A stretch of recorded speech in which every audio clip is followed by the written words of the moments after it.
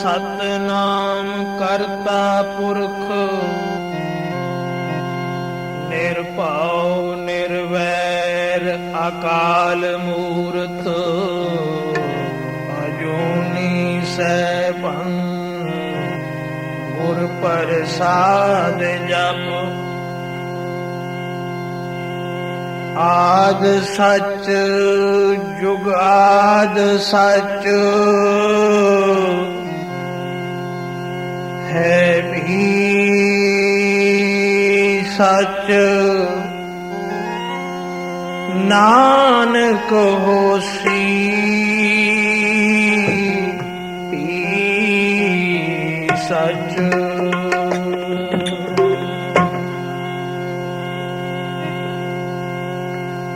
ਬਹੁ ਸ਼ਾਸਤਰ ਬਹੁ ਸਿਮਰਤੀ ਵੇਖੇ ਸਰਵ ਟੰਡੋਲ। ਬਹੁ ਸ਼ਾਸਤ ਬਹੁ ਸਿਮਰਤੀ ਵੇਖੇ ਸਰਬ ਟੰਡੋਲ। ਪੂਜਸ ਨਾਹੀ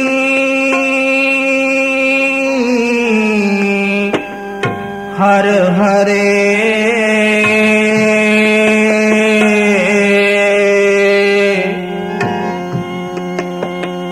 ਪੂਜਸ ਨਾਹੀ ਹਰ ਹਰੇ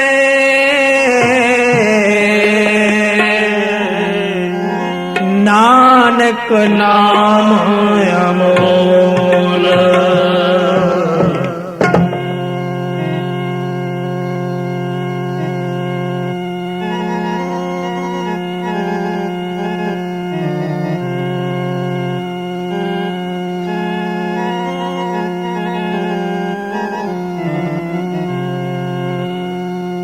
ऐसो सहाई हर को नाम।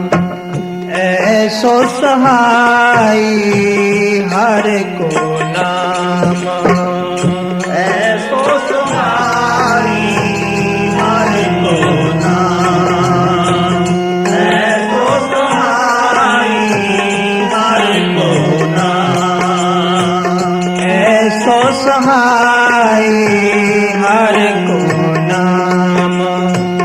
ऐसो सहाय हर को नाम। ऐसो सहाय हर को नाम। ऐसो सहाय हर को नाम।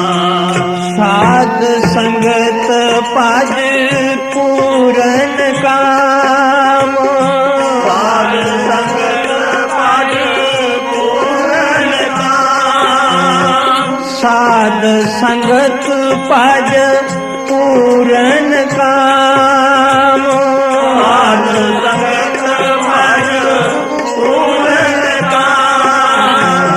ऐसो सहाय हर को नाम। ऐसो सहाय हर को नाम। ऐसो सहाय हर को नाम। ऐसो सहाय हर को नाम। ऐसो सहाय हर को नाम। ऐसो सहाय हर को नाम। ऐसो सहाय हर को नाम। ऐसो सहाय हर को नाम। साध संगत पद पूरन काम। साध संगत पद पूरन काम। साध संगत पद पूरन काम। साध संगत पद पूरन काम। ऐसो सहाय हर को नाम। सहाय हर को नाम, ऐसो सहाय हर को नाम, ऐसो सहाय हर को नाम, ऐसो सहाय हर को नाम, ऐसो सहाय हर को नाम, ऐसो सहाय हर को नाम, ऐसो सहाय हर को नाम। बूढ़त को जैसे बेड़ी मिलत,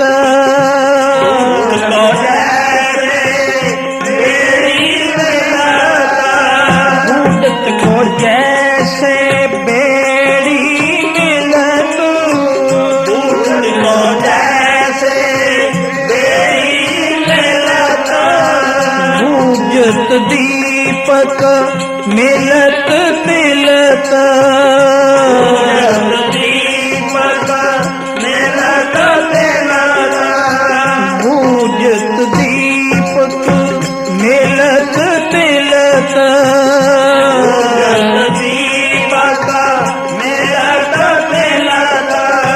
साध संगत पज पूरन काम, साध संगत पज पूरन काम, साध संगत पज पूरन काम, साध संगत पज पूरन काम, ऐसो सहाय हर को नाम, ऐसो सहाय हर को नाम, ऐसो सहाय हर को नाम, ऐसो सहाय हर को नाम, ऐसो सहाय हर को नाम, ऐसो सहाय हर को नाम, ऐसो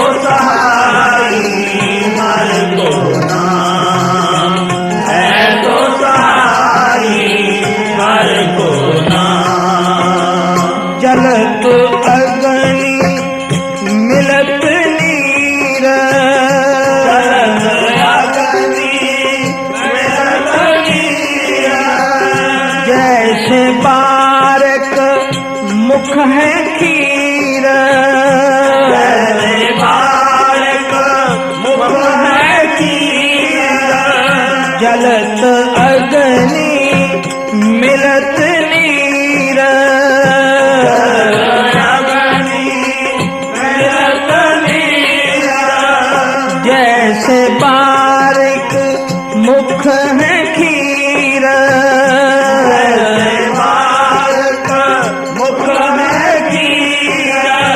साध संगत पज पूरन काम, साध संगत पज पूरन काम, साध संगत पज पूरन काम, साध संगत पज पूरन काम, ऐसो सहाय हर को नाम, ऐसो सहाय हर को नाम, ऐसो सहाय हर को नाम, ऐसो सहाय हर को नाम, ऐसो सहाय हर को नाम, ऐसो सहाय हर को नाम, ऐसो सहाय हर को नाम, ऐसो सहाय हर को नाम, ऐसो सहाय हर को नाम। साध संगत भज पूरन काम, बूढ़त को जैसे बेड़ी मिलत। कोई बंदा डुबदा जांदा होवे ਡੁੱਬਦਾ ਜਾਂਦਾ ਹੋਵੇ, ਉਸ ਨੂੰ ਬੇੜੀ ਦਾ ਸਹਾਰਾ ਮਿਲ ਜਾਵੇ,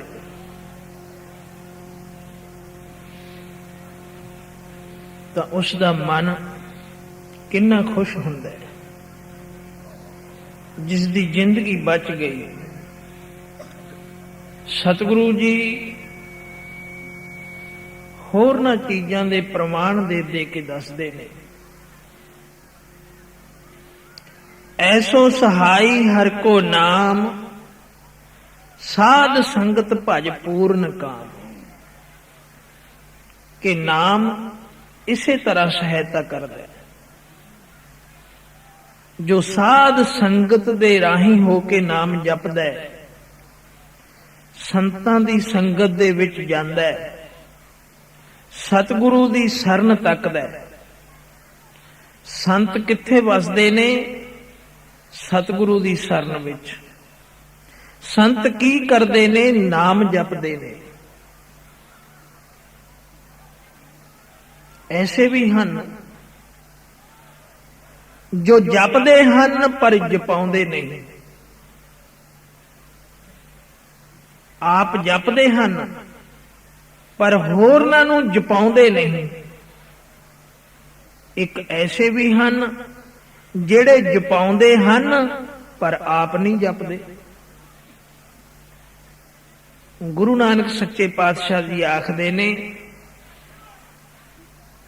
ਉਹ ਪੂਰਨ ਸੰਤ ਨਹੀਂ, ਸੰਤ ਨਹੀਂ ਹਨ ਉਹ।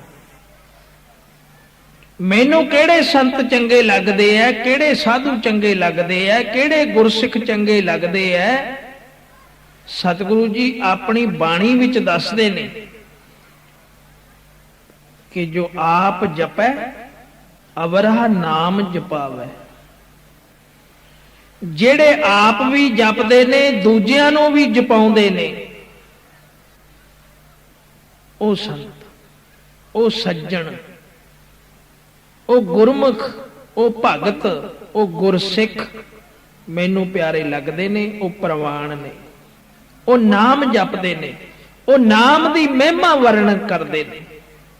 ਨਾਮ ਤੋਂ ਪਰੇ ਨਹੀਂ ਹੁੰਦਾ ਉਹ ਮਹਾਤਮਾ ਜੋ ਪੂਰਨ ਹੁੰਦਾ ਹੈ, ਜੋ ਆਪ ਜਪਦਾ ਹੈ ਤੇ ਦੂਜਿਆਂ ਨੂੰ ਜਪਾਉਂਦਾ ਹੈ। ਸੋ ਜੋ ਨਾਮ ਦੇ ਜਪਣ ਜਪਾਉਣ ਵਾਲੇ ਹਨ, ਉਹ ਉਸ ਦੀ ਮਹਿਮਾ ਨੂੰ ਜਾਣਦੇ ਨੇ। ਸੋ ਨਾਮ ਦੀ ਮਹਿਮਾ ਕਿੱਡੀ ਉੱਚੀ ਹੈ। ਇਸ ਨਾਮ ਦੇ ਨਾਲ ਗੁਰਮੁਖ ਜਨ ਕਿਉਂ ਲੱਗਦੇ ਨੇ? ਕਿਉਂਕਿ ਇਸ ਦੀ ਸੋਭਾ ਹੈ। ਇਹ ਸਹਾਈ ਹੁੰਦਾ ਹੈ ਲੋਕ ਵਿੱਚ ਵੀ ਤੇ ਪਰਲੋਕ ਵਿੱਚ ਵੀ। ਐਸੋ ਸਹਾਈ ਹਰ ਕੋ ਨਾਮ, ਸਾਧ ਸੰਗਤ ਭਜ ਪੂਰਨ ਕਾਮ। ਕਿਸ ਤਰ੍ਹਾਂ ਦਾ ਸਹਾਈ ਹੈ? ਸਤਿਗੁਰੂ ਜੀ ਬਾਣੀ ਰਾਹੀਂ ਉਪਦੇਸ਼ ਕਰਦੇ ਆ ਕਿ ਬੂੜਤ ਕੋ ਜੈਸੇ ਬੇੜੀ ਮਿਲਤ। ਡੁੱਬਦੇ ਜਾਂਦੇ ਬੰਦੇ ਨੂੰ ਜਿਵੇਂ ਬੇੜੀ ਮਿਲ ਜਾਵੇ, ਇਸ ਤਰ੍ਹਾਂ ਸਹਾਇਤਾ ਕਰਦਾ ਨਾਮ। ਬੂਝਤ ਦੀਪਕ ਮਿਲਤ ਤਿਲਤ। ਬੁਝਦੇ ਹੋਏ ਦੀਵੇ ਨੂੰ, ਸੁੱਕਦੀ ਬੱਤੀ ਨੂੰ ਜਿਵੇਂ ਤੇਲ ਮਿਲ ਜਾਵੇ, ਐਸਾ ਸਹਾਈ ਹਰੀ ਦਾ ਨਾਮ ਹੈ। ਜਲਤ ਅਗਨੀ ਮਿਲਤ ਨੀਰ। ਤੇ ਫਿਰ ਸ਼ਾਂਤੀ ਤੇ ਠੰਡਾ ਵੀ ਕਿੰਨਾ ਨਾਮ ਹੈ ਕਿ ਅੰਦਰ ਅੱਗ ਲੱਗੀ ਹੋਵੇ ਤੇ ਉੱਪਰ ਪਾਣੀ ਪਾ ਦਈਏ, ਅਗਨੀ ਸ਼ਾਂਤ ਹੋ ਜਾਂਦੀ ਹੈ। ਨਾਮ ਵੀ ਇਸੇ ਤਰ੍ਹਾਂ ਮਨ ਦੀ ਅਗਨੀ ਨੂੰ ਸ਼ਾਂਤ ਕਰ ਦਿੰਦਾ ਹੈ। ਜਲਤ ਅਗਨੀ ਮਿਲਤ ਨੀਰ, ਜੈਸੇ ਬਾਰਕ ਮੁਖ ਹੈ ਖੀਰ। ਜਿਵੇਂ ਗੋਦੀ ਦਾ ਬਾਲਕ ਵਿਲਕਦਾ ਰੋਂਦਾ ਤੇ ਉਸ ਨੂੰ ਦੁੱਧ ਮਿਲ ਜਾਵੇ ਮਾਤਾ ਦਾ, ਉਹ ਚੁੱਪ ਕਰ ਜਾਂਦਾ ਹੈ, ਸ਼ਾਂਤ ਹੋ ਜਾਂਦਾ ਹੈ, ਤ੍ਰਿਪਤ ਹੋ ਜਾਂਦਾ ਹੈ, ਹਿਰਾਸ ਆ ਜਾਂਦਾ ਹੈ ਮਨ ਦੇ ਵਿੱਚ ਉਸਦੇ। ਇਸੇ ਤਰ੍ਹਾਂ ਨਾਮ ਵੀ ਸਾਡੀ ਸਹਾਇਤਾ ਕਰਦਾ ਹੈ, ਡੁੱਬਦੇ ਜਾਂਦਿਆਂ ਨੂੰ ਤਾਰਦਾ ਹੈ। ਸਾਡੇ ਬੁਝਦੇ ਜੀਵਨਾਂ ਨੂੰ, ਜੋ ਰੋਗਾਂ ਦੇ ਨਾਲ ਬੁਝ ਰਹੇ ਨੇ, ਮਰ ਰਹੇ ਨੇ, ਨਾਮ ਉਹਨਾਂ ਨੂੰ ਤੇਲ ਰੂਪ ਹੋ ਕੇ ਮਿਲਦਾ ਹੈ, ਫਿਰ ਜੀਵਨ ਦਾਨ ਬਖਸ਼ ਦਿੰਦਾ ਹੈ।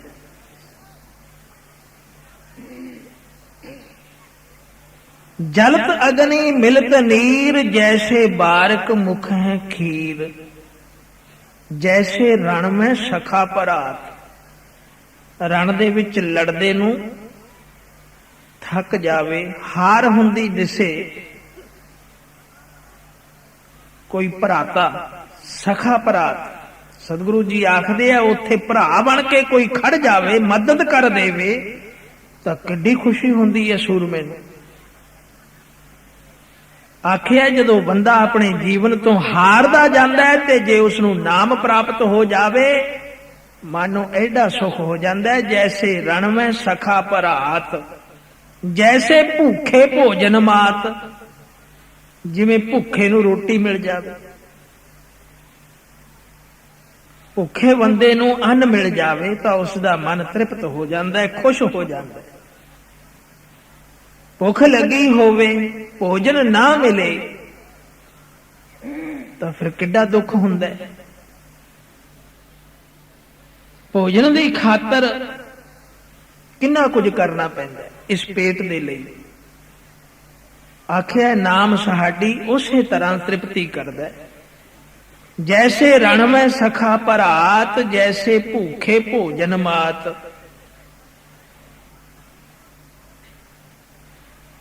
ਜੈਸੇ ਕਿਰਖ ਹੈ ਬਰਸ਼ ਮੇਘ, ਜਿਵੇਂ ਖੇਤੀ ਨੂੰ ਬਾਰਿਸ਼ ਦੀ ਲੋੜ ਹੈ। ਖੇਤੀ ਕਰਨ ਵਾਲੇ ਜ਼ਿਮੀਂਦਾਰਾਂ ਨੂੰ ਪੁੱਛ ਕੇ ਦੇਖੋ, ਜੋ ਖੇਤੀ ਕਰਦੇ ਨੇ, ਕਿ ਬਾਰਿਸ਼ ਦੀ ਕਿੰਨੀ ਕੁ ਲੋੜ ਪੈਂਦੀ ਹੈ, ਕਿੰਨੀ ਕੁ ਲੋੜ ਪੈਂਦੀ ਹੈ ਬਾਰਿਸ਼ ਦੀ। ਜ਼ਿਮੀਂਦਾਰ ਨੂੰ ਖੇਤੀ ਬਹੁਤ ਪਿਆਰੀ ਹੁੰਦੀ ਹੈ, ਬਹੁਤ ਹੀ ਪਿਆਰ ਕਰਦਾ ਹੈ ਜ਼ਿਮੀਂਦਾਰ ਖੇਤੀ ਦੇ ਨਾਲ। ਜਿਵੇਂ ਕਿਵੇਂ ਵੀ ਮੇਰੀ ਖੇਤੀ ਹਰੀ ਭਰੀ ਰਹੇ, ਇਸ ਨੂੰ ਵੱਧ ਤੋਂ ਵੱਧ ਫਲ ਲੱਗੇ, ਅਨਾਜ ਪੈਦਾ ਹੋਵੇ, ਵੱਡਾ ਪਰਉਪਕਾਰ ਕਰਦਾ ਜ਼ਿਮੀਂਦਾਰ। ਆਪਣੀ ਖੇਤੀ ਦੇ ਪਿਆਰ ਦੀ ਖਾਤਰ ਤਾਂ ਜ਼ਿਮੀਂਦਾਰ ਨੇ ਇੰਦਰ ਦੇਵਤੇ ਨੂੰ ਵੀ ਠੁਕਰਾ ਦਿੱਤਾ ਸੀ। ਛੋਟੀ ਜੀ ਟੂਕ ਆਉਂਦੀ ਹੈ ਸਾਖੀਆਂ ਪ੍ਰਮਾਣਾਂ ਦੇ ਵਿੱਚ ਕਿ ਜਿਸ ਵੇਲੇ ਖੇਤੀ ਸ਼ੁਰੂ ਕੀਤੀ, ਪ੍ਰਿਥ ਰਾਜੇ ਤੋਂ ਸ਼ੁਰੂ ਹੋਈ। ਖੇਤੀਬਾੜੀ ਦਾ ਕੰਮ ਸ਼ੁਰੂ ਆਇਆ, ਵਿਰਸਾ ਮਿਲਿਆ ਜੱਟਾਂ ਨੂੰ ਖੇਤੀ ਕਰਨ ਦਾ, ਜ਼ਿਮੀਂਦਾਰ ਨੂੰ। ਮੈਂ ਖੇਤੀ ਕਰਾਂ। ਇਹ ਜੋ ਧਰਤੀ ਹੈ ਪਰਮਾਤਮਾ ਦੀ ਹੈ। ਇਹ ਤਨ ਧਰਤੀ ਜੋ ਸਾਡਾ ਸਰੀਰ ਹੈ, ਇਹ ਵੀ ਖੇਤ ਹੈ, ਇਹ ਵੀ ਖੇਤ ਹੈ ਸਾਡਾ, ਇਹ ਵੀ ਧਰਤੀ ਹੈ। ਸੋ ਜ਼ਿਮੀਂਦਾਰ ਨੇ ਖੇਤੀ ਕਰਨੀ ਚਾਹੀ। ਆਖਿਆ ਕਿਸ ਕਿਸ ਚੀਜ਼ ਦੀ ਲੋੜ ਪਵੇਗੀ।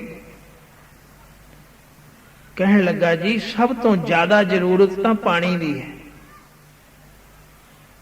ਵਰਖਾ ਦੀ ਜ਼ਰੂਰਤ ਹੈ। ਕਹਿਣ ਲੱਗੇ ਫਿਰ ਇਹ ਤਾਂ ਇੰਦਰ ਦੇਵਤਾ ਹੀ ਕਰ ਸਕਦਾ, ਵਰਖਾ ਤਾਂ ਇੰਦਰ ਦੇਵਤਾ ਹੀ ਕਰ ਸਕਦਾ, ਹੋਰ ਤਾਂ ਕੋਈ ਨਹੀਂ। ਇਹ ਨਿਰੰਕਾਰ ਨੇ ਉਸ ਦੀ ਡਿਊਟੀ ਲਾਈ ਹੈ, ਆਪਾਂ ਉਸ ਨੂੰ ਬੁਲਾ ਕੇ ਪੁੱਛ ਲੈਂਦੇ ਹਾਂ। ਸੋ ਇੰਦਰ ਦੇਵਤੇ ਨੂੰ ਬੁਲਾ ਲਿਆ। ਜ਼ਿਮੀਂਦਾਰ ਆਖਣ ਲੱਗੇ ਦੇਵਤਾ ਜੀ ਅਸੀਂ ਖੇਤੀ ਕਰਨੀ ਚਾਹੁੰਦੇ ਹਾਂ ਤੇ ਤੁਸੀਂ ਸਾਨੂੰ ਪਾਣੀ ਦਿਓਗੇ। ਕਹਿਣ ਲੱਗਿਆ ਜੀ ਹਾਂ ਦੇਵਾਂਗਾ। ਤੇ ਫਿਰ ਕੀ ਲਓਗੇ ਮਾਮਲੇ ਦੇ ਵਿੱਚ। ਕਹਿਣ ਲੱਗੇ ਵੀ ਇਹ ਤਾਂ ਫਿਰ ਵਿਚਾਰ ਕਰਨੀ ਪਵੇਗੀ ਜੀ, ਵਿਚਾਰ ਕਰ ਲਓ। ਅਸੀਂ ਖੇਤੀ ਕਰਨੀ ਹੈ ਤੇ ਤੁਸੀਂ ਸਾਨੂੰ ਪਾਣੀ ਦੇ ਦਿਓ। ਉਹ ਕਹਿਣ ਲੱਗੇ ਠੀਕ ਹੈ, ਅਸੀਂ ਵਿਚਾਰ ਕਰਕੇ ਦੇਵਤੇ ਦੱਸਦੇ ਹਾਂ। ਦੇਵਤਿਆਂ ਨੂੰ ਵਿਚਾਰਿਆਂ ਨੂੰ ਕੀ ਪਤਾ ਸੀ ਖੇਤੀ ਕਿਵੇਂ ਹੁੰਦੀ ਹੈ, ਕੀ ਹੁੰਦੀ ਹੈ। ਇਹ ਤਾਂ ਜ਼ਿਮੀਂਦਾਰ ਨੂੰ ਪਤਾ ਹੈ ਨਾ ਕੀ ਬੀਜਣਾ ਤੇ ਕਿਸ ਤਰ੍ਹਾਂ ਦੀ ਰੁੱਤ ਹੈ, ਕਿਹੜਾ ਬੀਜ ਬੀਜਿਆ ਜਾਵੇਗਾ। ਦੂਜੇ ਨੂੰ ਕੀ ਪਤਾ ਹੈ। ਜਿਸਕਾ ਕਾਮ ਤਿਸੀ ਕੋ ਸਾਜੇ। ਦੂਜਾ ਤਾਂ ਨਹੀਂ ਨਾ ਕਰ ਸਕਦਾ। ਤਾਂ ਇੰਦਰ ਦੇਵਤੇ ਨੇ ਵਿਚਾਰਾਂ ਬੜੀਆਂ ਕੀਤੀਆਂ, ਸਮਝ ਨਾ ਆਈ। ਅਖੀਰ ਕਹਿਣ ਲੱਗਿਆ ਫਿਰ ਇੰਜ ਕਰ ਕਿ ਤੂੰ ਜੋ ਮਰਜ਼ੀ ਬੀਜ ਲੈ, ਮੈਨੂੰ ਤੂੰ ਧਰਤੀ ਦੇ ਵਿੱਚ ਜਿਹੜਾ ਫਲ ਹੋਵੇਗਾ ਨਾ ਉਹ ਦੇ ਦੇ। ਉਹ ਕਹਿਣ ਲੱਗਿਆ ਪੱਕੀ ਗੱਲ? ਕਹਿੰਦਾ ਪੱਕੀ ਗੱਲ। ਠੀਕ ਹੈ। ਜ਼ਿਮੀਂਦਾਰ ਨੂੰ ਰਾਸ ਆ ਗਈ। ਰੁੱਤ ਕਣਕ ਬੀਜਣ ਦੀ ਸੀ। ਇੰਦਰ ਨੂੰ ਵਿਚਾਰੇ ਨੂੰ ਪਤਾ ਨਹੀਂ ਸੀ। ਉਸਨੇ ਕਣਕ ਬੀਜ ਦਿੱਤੀ। ਜਿਸ ਵੇਲੇ ਕਣਕ ਪੱਕ ਕੇ ਆਈ, ਸਮੇਂ ਸਿਰ ਮੀਂਹ ਪਾਉਂਦਾ ਰਿਹਾ। ਖੇਤੀ ਪਾਣੀ ਦੇ ਨਾਲ ਹੀ ਬਣਦੀ। ਪਾਣੀ ਤੋਂ ਬਿਨਾਂ ਤਾਂ ਖੇਤੀ ਹੋ ਨਹੀਂ ਸਕਦੀ। ਜਿੰਨੇ ਮਰਜ਼ੀ ਰੇਹ ਪਾਈ ਜਾਓ, ਸੜ ਜਾਵੇਗੀ। ਸਤਿਗੁਰੂ ਜੀ ਦੀ ਬਾਣੀ ਆਖਦੀ ਹੈ, ਜੈਸੇ ਕਿਰਖ ਹੈ ਬਰਸ ਮੇਘ, ਉੱਪਰੋਂ ਮੇਘਲਾ ਬਰਸੇ ਤਾਂ ਖੇਤੀ ਹਰੀ ਭਰੀ ਹੋ ਜਾਵੇ। ਮੀਂਹ ਪਿਆ ਪਰਮੇਸ਼ਰ ਪਾਇਆ, ਜੀ ਜੰਤ ਸਭ ਸੁਖੀ ਵਸਾਇਆ। ਫਿਰ ਸਭ ਕੋਈ ਸੁਖੀ ਵਸਦਾ ਹੈ ਅਨਾਜ ਨੂੰ ਦੇਖ ਕੇ। ਸੋ ਉਸਨੇ ਕਣਕ ਬੀਜ ਦਿੱਤੀ ਤੇ ਜਿਸ ਵੇਲੇ ਵਾਢੀ ਦੀ ਰੁੱਤ ਆਈ, ਹੁਣ ਅੱਗੇ ਵਿਸਾਖੀ ਆਉਂਦੀ ਹੈ ਨਾ, ਵਾਢੀ ਦੀ ਰੁੱਤ ਆਉਣ ਵਾਲੀ ਹੈ, ਤੇ ਇੰਦਰ ਦੇਵਤੇ ਨੂੰ ਸੱਦ ਲਿਆ। ਉਸਨੇ ਸਾਰੇ ਦੇਵਤਿਆਂ ਨੂੰ ਬੁਲਾ ਲਿਆ ਵੀ ਅੱਜ ਆਪਣਾ ਮਾਮਲਾ ਲੈ ਕੇ ਆਈਏ। ਤਾਂ ਜ਼ਿਮੀਂਦਾਰ ਕਹਿਣ ਲੱਗਿਆ, ਜੀ ਤੁਸੀਂ ਧਰਤੀ ਦੇ ਹੇਠਲਾ ਫਲ ਮੰਗਿਆ ਸੀ ਨਾ? ਕਹਿਣ ਲੱਗੇ ਹਾਂ। ਕਹਿਣ ਲੱਗਿਆ ਫਿਰ ਉੱਪਰੋਂ ਉੱਪਰੋਂ ਮੈਨੂੰ ਵੱਢ ਲੈਣ ਦਿਓ। ਜ਼ਿਮੀਂਦਾਰ ਨੇ ਸਾਰੀ ਕਣਕ ਵੱਢ ਲਈ ਤੇ ਦੇਵਤਿਆਂ ਨੂੰ ਕਹਿਣ ਲੱਗਿਆ ਹੁਣ ਧਰਤੀ ਦੇ ਹੇਠਲਾ ਤੁਸੀਂ ਲੈ ਜਾਓ। ਉਹ ਵਿਚਾਰੇ ਜਦੋਂ ਆਏ ਤਾਂ ਉਹ ਤਾਂ ਜੜਾਂ ਸੀ, ਉਸ ਦੇ ਵਿੱਚੋਂ ਕੀ ਪ੍ਰਾਪਤ ਹੋਣਾ ਸੀ? ਦੇਵਤੇ ਨਾਰਾਜ਼ ਹੋ ਗਏ, ਅਸੀਂ ਮੀਂਹ ਨਹੀਂ ਪਾਉਣਾ। ਉਹ ਕਹਿਣ ਲੱਗਿਆ, ਜੀ ਤੁਸੀਂ ਨਾਰਾਜ਼ ਨਾ ਹੋਵੋ, ਅਗਲੀ ਵਾਰੀ ਤੁਸੀਂ ਉੱਪਰਲਾ ਫਲ ਲੈ ਲਿਓ। ਕਹਿਣ ਲੱਗੇ ਹਾਂ ਅਸੀਂ ਤਾਂ ਉੱਪਰਲਾ ਹੀ ਫਲ ਲਵਾਂਗੇ। ਉਹਨੇ ਗਾਜਰਾਂ ਮੂਲੀਆਂ ਚਕੰਦਰ ਬੀਜਤੇ। ਦੇਵਤਾ ਵਿਚਾਰਾ ਫੇਰ ਆਇਆ, ਕਹਿਣ ਲੱਗਿਆ, ਜੀ ਐਤਕੀ ਵੱਢ ਵੀ ਤੁਸੀਂ ਪਹਿਲਾਂ ਹੀ ਲਓ। ਉੱਪਰਲਾ ਤੁਸੀਂ ਵੱਢ ਲਾਓ, ਹੇਠਲਾ ਸਾਡਾ ਹੈ। ਜਿਸ ਵੇਲੇ ਉਹ ਵੱਢਿਆ, ਸਭ ਕੁਝ ਕੀਤਾ, ਕਹਿਣ ਲੱਗਿਆ ਇਹ ਤਾਂ ਸਾਰੇ ਹੀ ਪੱਤੇ ਨੇ, ਕਿਸ ਕੰਮ ਆਉਣਗੇ? ਕਹਿਣ ਲੱਗਿਆ, ਜੀ ਤੁਸੀਂ ਤਾਂ ਕਿਹਾ ਸੀ। ਕਹਿਣ ਲੱਗਿਆ ਵੀ ਮੈਂ ਤਾਂ ਹੇਠਲਾ ਵੀ ਲਾਉਂ ਤੇ ਉਤਲਾ ਵੀ ਲਾਉਂ, ਤਾਂ ਵੀ ਪਾਉਂਗਾ। ਉਹ ਕਹਿਣ ਲੱਗਿਆ, ਜੀ ਦੇਖ ਲਓ ਤੁਹਾਡੀ ਮਰਜ਼ੀ ਹੈ। ਨਹੀਂ ਵੀ ਮੈਂ ਹੇਠਲਾ ਵੀ ਲਾਉਂ ਉਤਲਾ ਵੀ ਲਾਉਂ। ਕਹਿਣ ਲੱਗਿਆ, ਜੀ ਚੰਗਾ, ਜੱਟ ਨੇ ਮੱਕੀ ਬੀਜਤੀ। ਮੱਕੀ ਬੀਜਤੀ, ਦੇਵਤੇ ਫੇਰ ਆਏ, ਉਹਨੇ ਛੱਲੀਆਂ ਲਾ ਲੀਆਂ, ਕਹਿੰਦਾ ਲੈ ਜਾਓ, ਉਤਲਾ ਵੀ ਲੈ ਜਾਓ, ਹੇਠਲਾ ਵੀ ਲੈ ਜਾਓ। ਜ਼ਿਮੀਂਦਾਰ ਨੂੰ ਖੇਤੀ ਇੰਨੀ ਪਿਆਰੀ ਹੁੰਦੀ ਹੈ, ਉਹ ਵਿੱਚੋਂ ਦਾਣਾ ਵੀ ਦੇ ਕੇ ਰਾਜੀ ਨਹੀਂ। ਕਹਿੰਦਾ ਪੱਕ ਲੈਣ ਦੇ, ਸਭ ਕੁਝ ਹੋ ਲੈਣ ਦੇ। ਸਾਰੇ ਸੰਸਾਰ ਨੇ ਅੰਨ ਖਾਣਾ ਹੈ, ਦੇਵਤਿਆਂ ਦੀ ਤਾਂ ਖੁਰਾਕ ਹੀ ਰਸ ਹੁੰਦੀ ਹੈ। ਤੁਸੀਂ ਕੀ ਲੈਣਾ? ਮੀਂਹ ਪਾਈ ਜਾਓ। ਸੋ ਇੰਦਰ ਦੇਵਤਾ ਚੁੱਪ ਕਰਕੇ ਬੈਠ ਗਿਆ। ਭਾਵ ਕਿ ਜ਼ਿਮੀਂਦਾਰ ਦੀ ਜਿਹੜੀ ਖੇਤੀ ਹੁੰਦੀ ਹੈ ਬੜੀ ਉੱਤਮ ਹੁੰਦੀ ਹੈ। ਰੱਬ ਵੀ ਇਸ ਦੇ ਉੱਪਰ ਮਿਹਰ ਕਰਦਾ ਹੈ, ਮਦਦ ਕਰਦਾ ਹੈ। ਸਤਿਗੁਰੂ ਜੀ ਦੀ ਬਾਣੀ ਵਿੱਚ ਵੀ ਲਿਖਿਆ, ਉੱਤਮ ਖੇਤੀ, ਉੱਤਮ ਖੇਤੀ ਮੱਧਮ ਵਪਾਰ, ਨਖਿੱਧ ਚਾਕਰੀ ਤੇ ਭੀਖ ਨਦਾਰ। ਸਤਿਗੁਰੂ ਜੀ ਨੇ ਆਖਿਆ ਸਭ ਤੋਂ ਉੱਤਮ ਖੇਤੀ ਦਾ ਕੰਮ ਹੈ। ਸੋ ਭਗਤਾਂ ਦੇ ਲਈ ਵੀ ਖੇਤੀ ਸਤਿਗੁਰੂ ਜੀ ਨੇ ਆਖਿਆ ਵੀ ਜੇ ਤੂੰ ਭਗਤੀ ਕਰਨੀ ਹੈ ਤੂੰ ਵੀ ਖੇਤੀ ਕਰ। ਕਿਹੜੀ ਖੇਤੀ ਕਰ? ਮਨ ਹਾਲੀ ਕਿਰਸਾਣੀ ਕਰਨੀ, ਸ਼ਰਮ ਪਾਣੀ ਤਨ ਖੇਤ, ਨਾਮ ਬੀਜ ਸੰਤੋਖ ਸੁਹਾਗਾ, ਰੱਖ ਗਰੀਬੀ ਵੇਸ। ਜੇ ਤੂੰ ਸੰਤ ਹੈ, ਜੇ ਤੂੰ ਭਗਤ ਕਹਾਉਣਾ, ਗੁਰਸਿੱਖ ਕਹਾਉਣਾ, ਗੁਰਮੁਖ ਕਹਾਉਣਾ, ਤੂੰ ਵੀ ਖੇਤੀ ਕਰ, ਕਿਉਂਕਿ ਖੇਤੀ ਕਰਨੀ ਉੱਤਮ ਹੁੰਦੀ ਹੈ। ਸੋ ਸਤਿਗੁਰੂ ਜੀ ਬਾਣੀ ਵਿੱਚ ਆਖਦੇ ਹਨ, ਜੈਸੇ ਕਿਰਖ ਹੈ ਬਰਸ ਮੇਘ, ਉੱਪਰੋਂ ਵਰਸਦਾ ਹੈ ਨਾ ਤੇ ਖੇਤੀ ਫਿਰ ਲਹਿ ਲਹਿਰਾਉਂਦੀ। ਜ਼ਿਮੀਂਦਾਰ ਬੜਾ ਖੁਸ਼ ਹੁੰਦਾ ਹੈ, ਸਾਰਾ ਸੰਸਾਰ ਹੀ ਬੜਾ ਖੁਸ਼ ਹੁੰਦਾ ਹੈ। ਜੈਸੇ ਪਾਲਨ ਸਰਨ ਸਿੰਘ,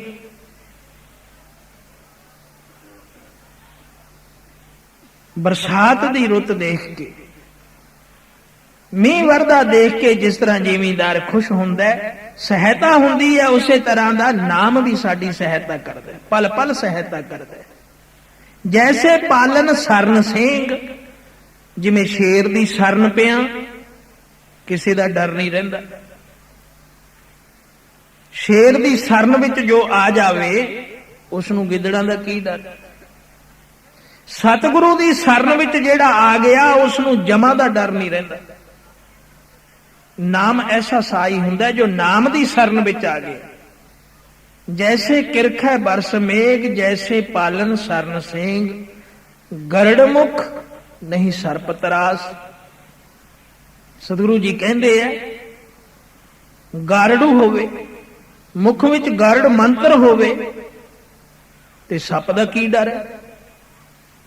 ਜੇ ਹਰ ਕੋਈ ਗਾਰੜੂ ਹੈ, ਮੰਤਰ ਜਾਣਦਾ ਹੈ ਸੱਪ ਦਾ, ਸੱਪ ਦੀ ਦਵਾਈ ਜਾਣਦਾ ਹੈ ਕਿ ਜੇ ਲੜ ਗਿਆ ਤਾਂ ਕੀ ਕਰਨਾ ਹੈ, ਉਹ ਵਿਧੀ ਹੈ ਉਸ ਦੇ ਪਾਸ, ਉਸ ਨੂੰ ਜਾਚ ਹੈ ਜ਼ਹਿਰ ਉਤਾਰਨ ਦੀ, ਤਾਂ ਗਰੜ ਮੁਖ ਨਹੀਂ ਸਰਪ ਤਰਾਸ।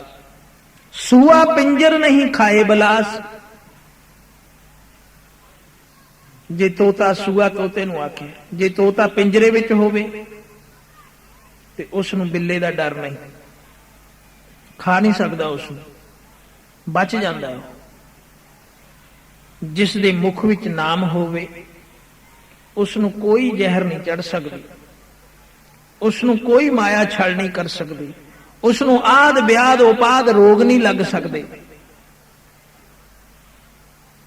ਗਰੜ ਮੁਖ ਨਹੀਂ ਸਰਪ ਤਰਾਸ, ਸੂਆ ਪਿੰਜਰ ਨਹੀਂ ਖਾਏ ਬਲਾਸ। ਜੈਸੇ ਆਂਡੋ ਹਿਰਦੇ ਮਾਹੀ, ਜਿਸ ਤਰ੍ਹਾਂ ਕੂੰਜ ਸਿਮਰਨ ਕਰਦੀ, ਪਹਾੜਾਂ ਦੇ ਵਿੱਚ ਆਂਡੇ ਦੇ ਕੇ ਚੁਗਣ ਆ ਜਾਂਦੀ। ਊਡੇ ਊੜ ਆਵੇ ਸਹਿ ਕੋਸਾਂ, ਤਿਸ ਪਾਛੈ ਬਚਰੇ ਛਰਿਆ। ਤਿਨ ਕਵਣ ਖਲਾਵੈ ਕਵਣ ਚਗਾਵੈ, ਆਖਿਆ ਮਨ ਮੈਂ ਸਿਮਰਨ ਕਰੇ। ਮਨ ਵਿੱਚ ਸਿਮਰਨ ਕਰਦੀ ਹੈ, ਉੱਥੋਂ ਬੈਠੀ ਆਂਡਿਆਂ ਨੂੰ ਦੇਖਦੀ ਹੈ, ਉੱਥੋਂ ਵਿਚਾਰਦੀ ਹੈ, ਭੋਜਨ ਆਪ ਕਰਦੀ ਹੈ ਪਰ ਧਿਆਨ ਦੇ ਨਾਲ ਆਪ ਦੇ ਬੱਚਿਆਂ ਨੂੰ ਦਿੰਦੀ। ਸਹਿ ਕੋਹਾਂ ਤੋਂ ਜੈਸੇ ਆਂਡੋ ਹਿਰਦੇ ਮਾਹੀ, ਹਿਰਦੇ ਦੇ ਵਿੱਚ ਆਪਣੇ ਬੱਚਿਆਂ ਦਾ ਫਿਕਰ ਹੈ। ਇਸੇ ਤਰ੍ਹਾਂ ਨਾਮ ਸਾਡੀ ਸਹਾਇਤਾ ਕਰਦਾ। ਜਿਹੜੇ ਨਾਮ ਜਪਦੇ ਐ ਤੇ ਗੁਰੂ ਨਾਨਕ ਸੱਚੇ ਪਾਤਸ਼ਾਹ ਉਸ ਦਾ ਫਿਕਰ ਕਰਦੇ। ਸਤਿਗੁਰੂ ਸੱਚੇ ਪਾਤਸ਼ਾਹ ਜਹ ਜਹ ਕਾਜ ਕਿਰਤ ਸੇਵਕ ਕੀ, ਤਹਾਂ ਤਹਾਂ ਉਠ ਧਾਵੈ। ਜਿੱਥੇ ਜਿੱਥੇ ਵੀ ਕਾਰਜ ਸਾਡੇ ਨੇ ਉੱਥੇ ਉੱਥੇ ਆ ਕੇ ਸਹਾਇਤਾ ਕਰਦਾ। ਸੇਵਕ ਕੋ ਨਿਕਟੀ ਹੋਏ ਦਿਖਾਵੈ, ਨੇੜੇ ਹੋ ਕੇ ਦਰਸ਼ਨ ਦਿੰਦਾ ਤੇ ਰੱਖਿਆ ਕਰਦਾ। जैसे दानो चक्की दुराहे, जैसे आंडो हिरदे माहे, जैसे दानो चक्की दुराहे। ਚੱਕੀ ਦੀ ਕਿੱਲੀ ਦੇ ਨਾਲ ਜਿਹੜਾ ਦਾਣਾ ਲੱਗ ਜਾਂਦਾ ਹੈ ਨਾ, ਉਹ ਬਚ ਜਾਂਦਾ ਹੈ। ਸੋ ਨਾਮ ਹੈ ਕਿੱਲੀ। ਆਦ ਸ੍ਰੀ ਗੁਰੂ ਗ੍ਰੰਥ ਸਾਹਿਬ ਜੀ ਦੀ ਟੇਕ ਹੈ ਕਿੱਲੀ। ਜਿਹੜੇ ਦਾਣੇ ਕਿੱਲੀ ਦੇ ਨਾਲ ਲੱਗ ਗਏ ਉਹ ਬਚ ਜਾਣਗੇ, ਜਿਹੜੇ ਦੋ ਪੁੜਾਂ ਦੇ ਵਿਚਾਲੇ ਆ ਗਏ ਉਹ ਦਰੜੇ ਜਾਣਗੇ, ਆਟਾ ਬਣ ਜਾਵੇਗਾ ਉਸ ਦਾ। ਨਾਮ ਦੀ ਸ਼ਰਹਿ ਦੇ ਵਿੱਚ ਰਹਿ ਕੇ, ਨਾਮ ਦੀ ਸ਼ਰਨ ਵਿੱਚ ਰਹਿ ਕੇ ਜਿਹੜੇ ਨਾਮ ਜਪਦੇ ਨੇ ਉਹਨਾਂ ਨੂੰ ਸ਼ਰਨ ਪ੍ਰਾਪਤ ਹੁੰਦੀ ਹੈ ਸਤਿਗੁਰੂ ਦੀ, ਜੋ ਨਾਮ ਲੇਵਾ ਪੁਰਸ਼ ਨੇ। ਸੋ ਸੰਤ ਜਨ ਨਾਮ ਜਪਦੇ ਨੇ। ਸਤਿਗੁਰੂ ਜੀ ਕਹਿੰਦੇ ਨੇ ਬਹੁਤ ਉਪਮਾ ਥੋਰ ਕਹੀ, ਉਪਮਾ ਤਾਂ ਬਹੁਤ ਜ਼ਿਆਦਾ ਹੈ, ਮੈਂ ਤਾਂ ਥੋੜੀ ਜੀ ਆਖੀ ਹੈ। ਹਰ ਅਗਮ ਅਗਮ ਅਗਾਧ ਤੋਂ ਹੀ, ਊਚ ਮੂਚੋ ਬਹੁ ਅਪਾਰ, ਸਿਮਰਤ ਨਾਨਕ ਤਰੇ ਸਾਰ। ਸਤਿਗੁਰੂ ਜੀ ਕਹਿੰਦੇ ਆ ਜਿਨ੍ਹਾਂ ਨੇ ਸਿਮਰਿਆ, ਜਿਹੜੇ ਜਪਦੇ ਵੀ ਹਨ ਤੇ ਜਪਾਉਂਦੇ ਵੀ ਹਨ। ਕਿਸ ਚੀਜ਼ ਨੂੰ? ਨਾਮ ਨੂੰ। ਜੋ ਐਸਾ ਨਾਮ ਹੈ ਜੋ ਸਾਧ ਸੰਗਤ ਦੇ ਦੁਆਰਾ ਸਿਮਰਿਆ ਜਾਂਦਾ ਹੈ। ਐਸੋ ਸਹਾਈ ਹਰ ਕੋ ਨਾਮ, ਐਸੋ ਸਹਾਈ ਹਰ ਕੋ ਨਾਮ, ਐਸੋ ਸਹਾਈ ਹਰ ਕੋ ਨਾਮ, ਐਸੋ ਸਹਾਈ ਹਰ ਕੋ ਨਾਮ। ਸਾਧ ਸੰਗਤ ਪਜ ਪੂਰਨ ਕਾਮ, ਸਾਧ ਸੰਗਤ ਪਜ ਪੂਰਨ ਕਾਮ, ਸਾਧ ਸੰਗਤ ਭਜ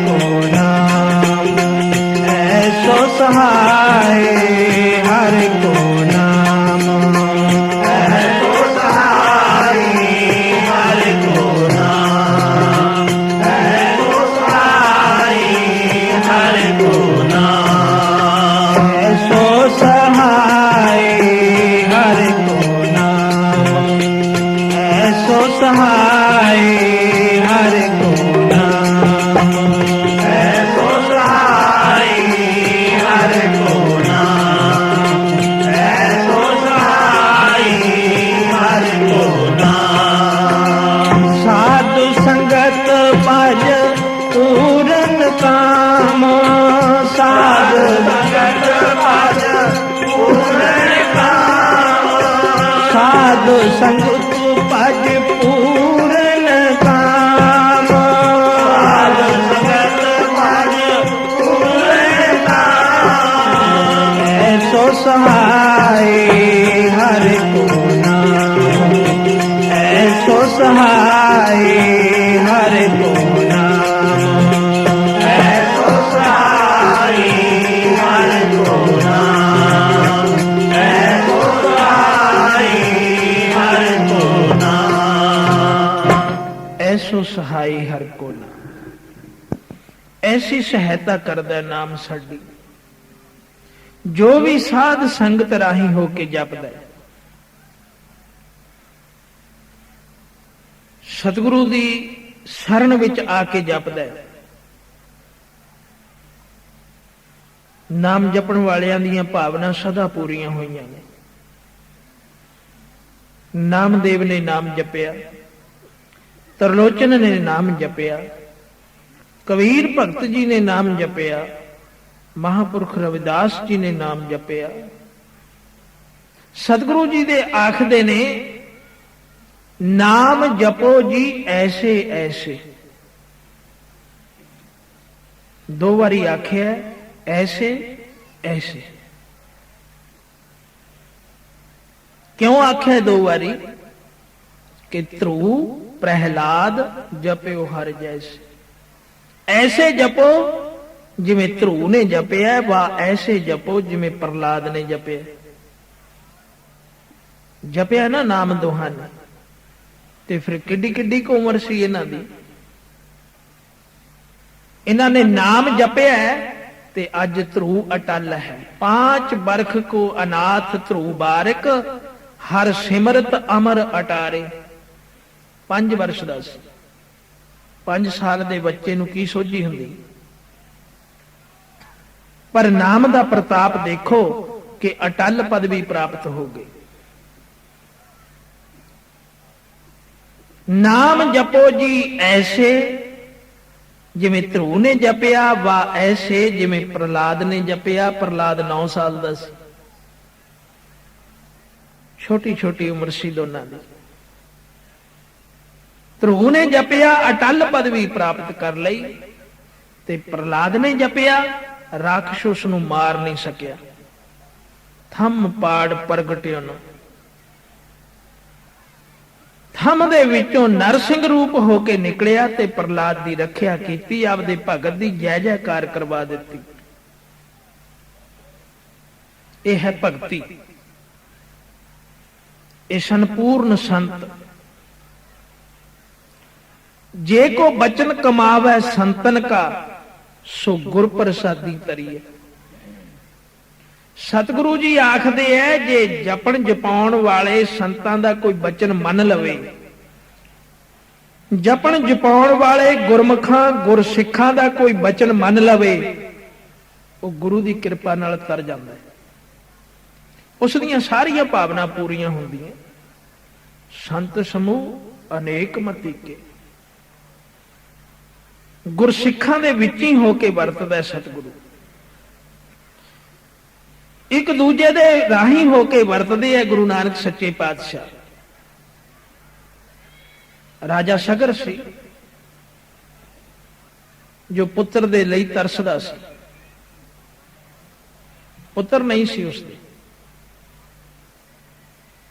इतना वड्डा राज भाग है, कौन संभालेगा? ਪੁੱਤਰ ਦੇ ਲਈ ਤਰਸਦਾ ਸੀ। ਕਿਸੇ ਗੁਰਸਿੱਖ ਨੇ, ਕਿਸੇ ਗੁਰੂ ਦੇ ਪਿਆਰੇ ਨੇ ਉਸ ਨੂੰ ਲਗਨ ਲਾ ਦਿੱਤੀ ਨਾਮ ਜਪਣ ਦੀ। ਕੋਈ ਸਾਧੂ ਆਇਆ, ਰਾਜੇ ਨੂੰ ਬੜੀ ਪਿਆਸ ਸੀ।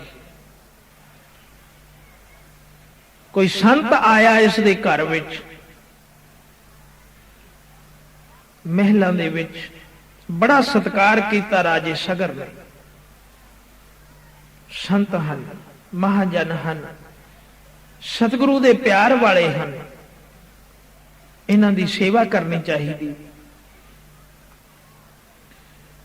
ਸੰਤਾਂ ਨੂੰ ਨਿਵਾਸ ਦਿੱਤਾ ਆਪਣੇ ਘਰ ਦੇ ਵਿੱਚ ਰਾਜੇ ਸਗਰ ਨੇ। ਬੜੀ ਸੇਵਾ ਲੱਗਿਆ ਕਰਨ, ਪਰ ਸੰਤ ਕੀ ਕਰਦੇ ਐ? ਰੋਜ਼ਾਨਾ ਨਾਮ ਜਪਦੇ ਨੇ ਤੇ ਜਪਾਉਂਦੇ ਨੇ। ਸਤ ਸੰਗਤ ਹੁੰਦੀ ਹੈ, ਕੀਰਤਨ ਹੁੰਦਾ ਹੈ।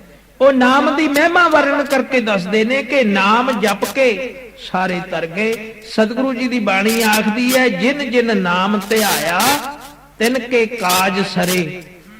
ਉਹਨਾਂ ਦੇ ਕਾਰਜ ਸਰ ਗਏ ਸਾਰੇ।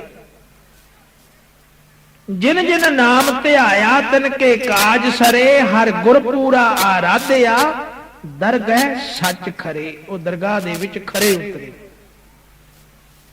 ਸੋ ਇਹ ਸੰਤ ਨਾਮ ਜਪਦੇ ਵੀ ਨੇ ਤੇ ਜਪਾਉਂਦੇ ਨੇ। ਰਾਜੇ ਸਗਰ ਨੂੰ ਵੀ ਜਪਾਉਂਦੇ ਨੇ। ਰਾਜਾ ਸਗਰ ਇਹਨਾਂ ਦੀ ਸੰਗਤ ਕਰਦਾ ਤੇ ਨਾਮ ਜਪਦਾ। ਕੀਰਤਨ ਹੁੰਦਾ ਰੋਜ਼ ਮਹਿਲ ਦੇ ਵਿੱਚ। ਰਾਣੀ ਵੀ ਸੇਵਾ ਕਰਦੀ ਹੈ। ਸੋ ਗੁਰੂ ਦੇ ਪਿਆਰ ਵਾਲੇ ਹਨ, ਜਿਨ੍ਹਾਂ ਦੀ ਅਕਾਲ ਪੁਰਖ ਦੇ ਨਾਲ ਲਿਵ ਲੱਗੀ ਹੈ, ਉਹਨਾਂ ਦੀ ਸੇਵਾ ਕਦੇ ਵਾਂਝੀ ਨਹੀਂ ਜਾਂਦੀ। ਰਾਜਾ ਸਗਰ ਨੇ ਇਤਨੀ ਸੇਵਾ ਕੀਤੀ ਉਸ ਮਹਾਤਮਾ ਦੀ, ਇਤਨੀ ਸੇਵਾ ਕੀਤੀ ਕਿ ਮਹਾਤਮਾ ਪ੍ਰਸੰਨ ਹੋ ਗਏ। 1-2 ਮਹੀਨੇ ਇਤਨੀ ਸੇਵਾ ਕੀਤੀ ਕਿ ਮਹਾਤਮਾ ਪ੍ਰਸੰਨ ਹੋ ਗਏ। ਭਾਵ ਕਿ ਰੱਬ ਪ੍ਰਸੰਨ ਹੋ ਗਿਆ। ਕਈ ਭਗਤਾਂ ਨੂੰ ਦਿੰਦਾ, ਭਗਤਾਂ ਦੀ ਰੱਖਿਆ ਵੀ ਕਰਦਾ। ਜੋ ਭਗਤ ਮੁਖੈ ਤੇ ਬੋਲਦੇ ਸੇ ਵਚਨ ਹੋਵੰਦੇ। ਜੋ ਕੁਝ ਵੀ ਭਗਤ ਮੁਖ ਤੋਂ ਬੋਲਦੇ ਨੇ ਉਹ ਵਚਨ ਹੋ ਕੇ ਰਹਿੰਦੇ ਨੇ। ਕਿਉਂ? ਉਹਨਾਂ ਦੀ ਰਸਨਾ ਤੇ ਅਕਾਲ ਪੁਰਖ ਵਾਹਿਗੁਰੂ ਵਸਦਾ ਹੈ। ਸਾਧੂ ਬੋਲੇ ਸਹਿਜ ਸੁਭਾਏ, ਸਾਧੂ ਕਾ ਬੋਲਿਆ ਬਿਰਥਾ ਨਾ ਜਾਏ। ਕਿਉਂ ਨਹੀਂ ਜਾਂਦਾ ਬਿਰਥਾ? ਪ੍ਰਭ ਜੀ ਵਸੇ ਸਾਧ ਕੀ ਰਸਨਾ। ਨਾਮ ਜਪਣ ਵਾਲੇ ਗੁਰਸਿੱਖ ਗੁਰਮੁਖ ਸਾਧੂਆਂ ਦੇ ਰਸਨਾ ਦੇ ਉੱਪਰ ਵਾਹਿਗੁਰੂ ਆਪ ਵਸਦਾ ਹੈ। ਤੇ ਜਿੱਥੇ ਵਾਹਿਗੁਰੂ ਆਪ ਵਸਦਾ ਹੈ ਜਿਸ ਹਿਰਦੇ ਵਿੱਚ, ਉਹ ਸਹਿਜ ਸੁਭਾਏ ਵੀ ਆਵਾਜ਼ ਜਿਹੜੀ ਆਵੇਗੀ ਉਹ ਤਾਂ ਵਾਹਿਗੁਰੂ ਦੀ ਹੋਵੇਗੀ।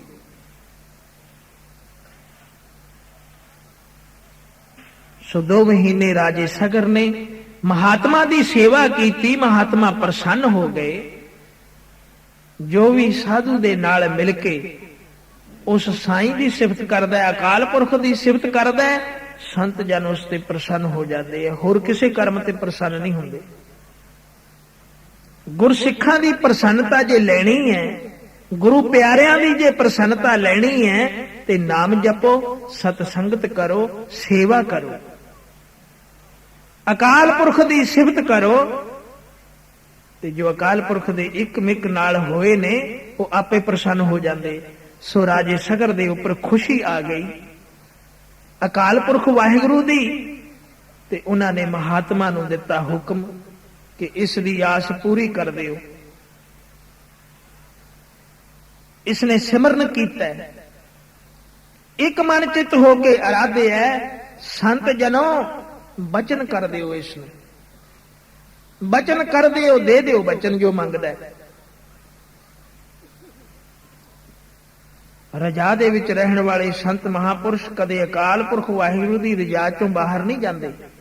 ਉਹ ਰਜਾ ਦੇ ਵਿੱਚ ਹੀ ਵਿਚਰਦੇ ਆ, ਰਜਾ ਤੋਂ ਬਾਹਰ ਨਹੀਂ ਹੁੰਦੇ। ਜੋ ਕੁਝ ਵਾਹਿਗੁਰੂ ਕਰਦਾ ਹੈ, ਕਰਵਾਉਂਦਾ ਹੈ, ਉਹੀ ਕੁਝ ਦੱਸਦੇ ਆ ਤੇ ਕਰਦੇ। ਜੇ ਰਜਾ ਤੋਂ ਜਰਾ ਜਿੰਨਾ ਵੀ ਬਾਹਰ ਹੋ ਜਾਣ ਤਾਂ ਫਿਰ ਬੜੀ ਸਜ਼ਾ ਮਿਲਦੀ ਹੈ। ਕੀ ਸਜ਼ਾ ਮਿਲਦੀ ਹੈ? ਵਿਛੋੜੇ ਦੀ ਸਜ਼ਾ ਮਿਲਦੀ ਹੈ, ਜਿਹੜੀ ਸਭ ਤੋਂ ਔਖੀ ਹੈ। ਭਗਤਾਂ ਨੂੰ ਵਿਛੋੜਾ ਸਭ ਤੋਂ ਵੱਡਾ ਦੁੱਖ ਹੈ।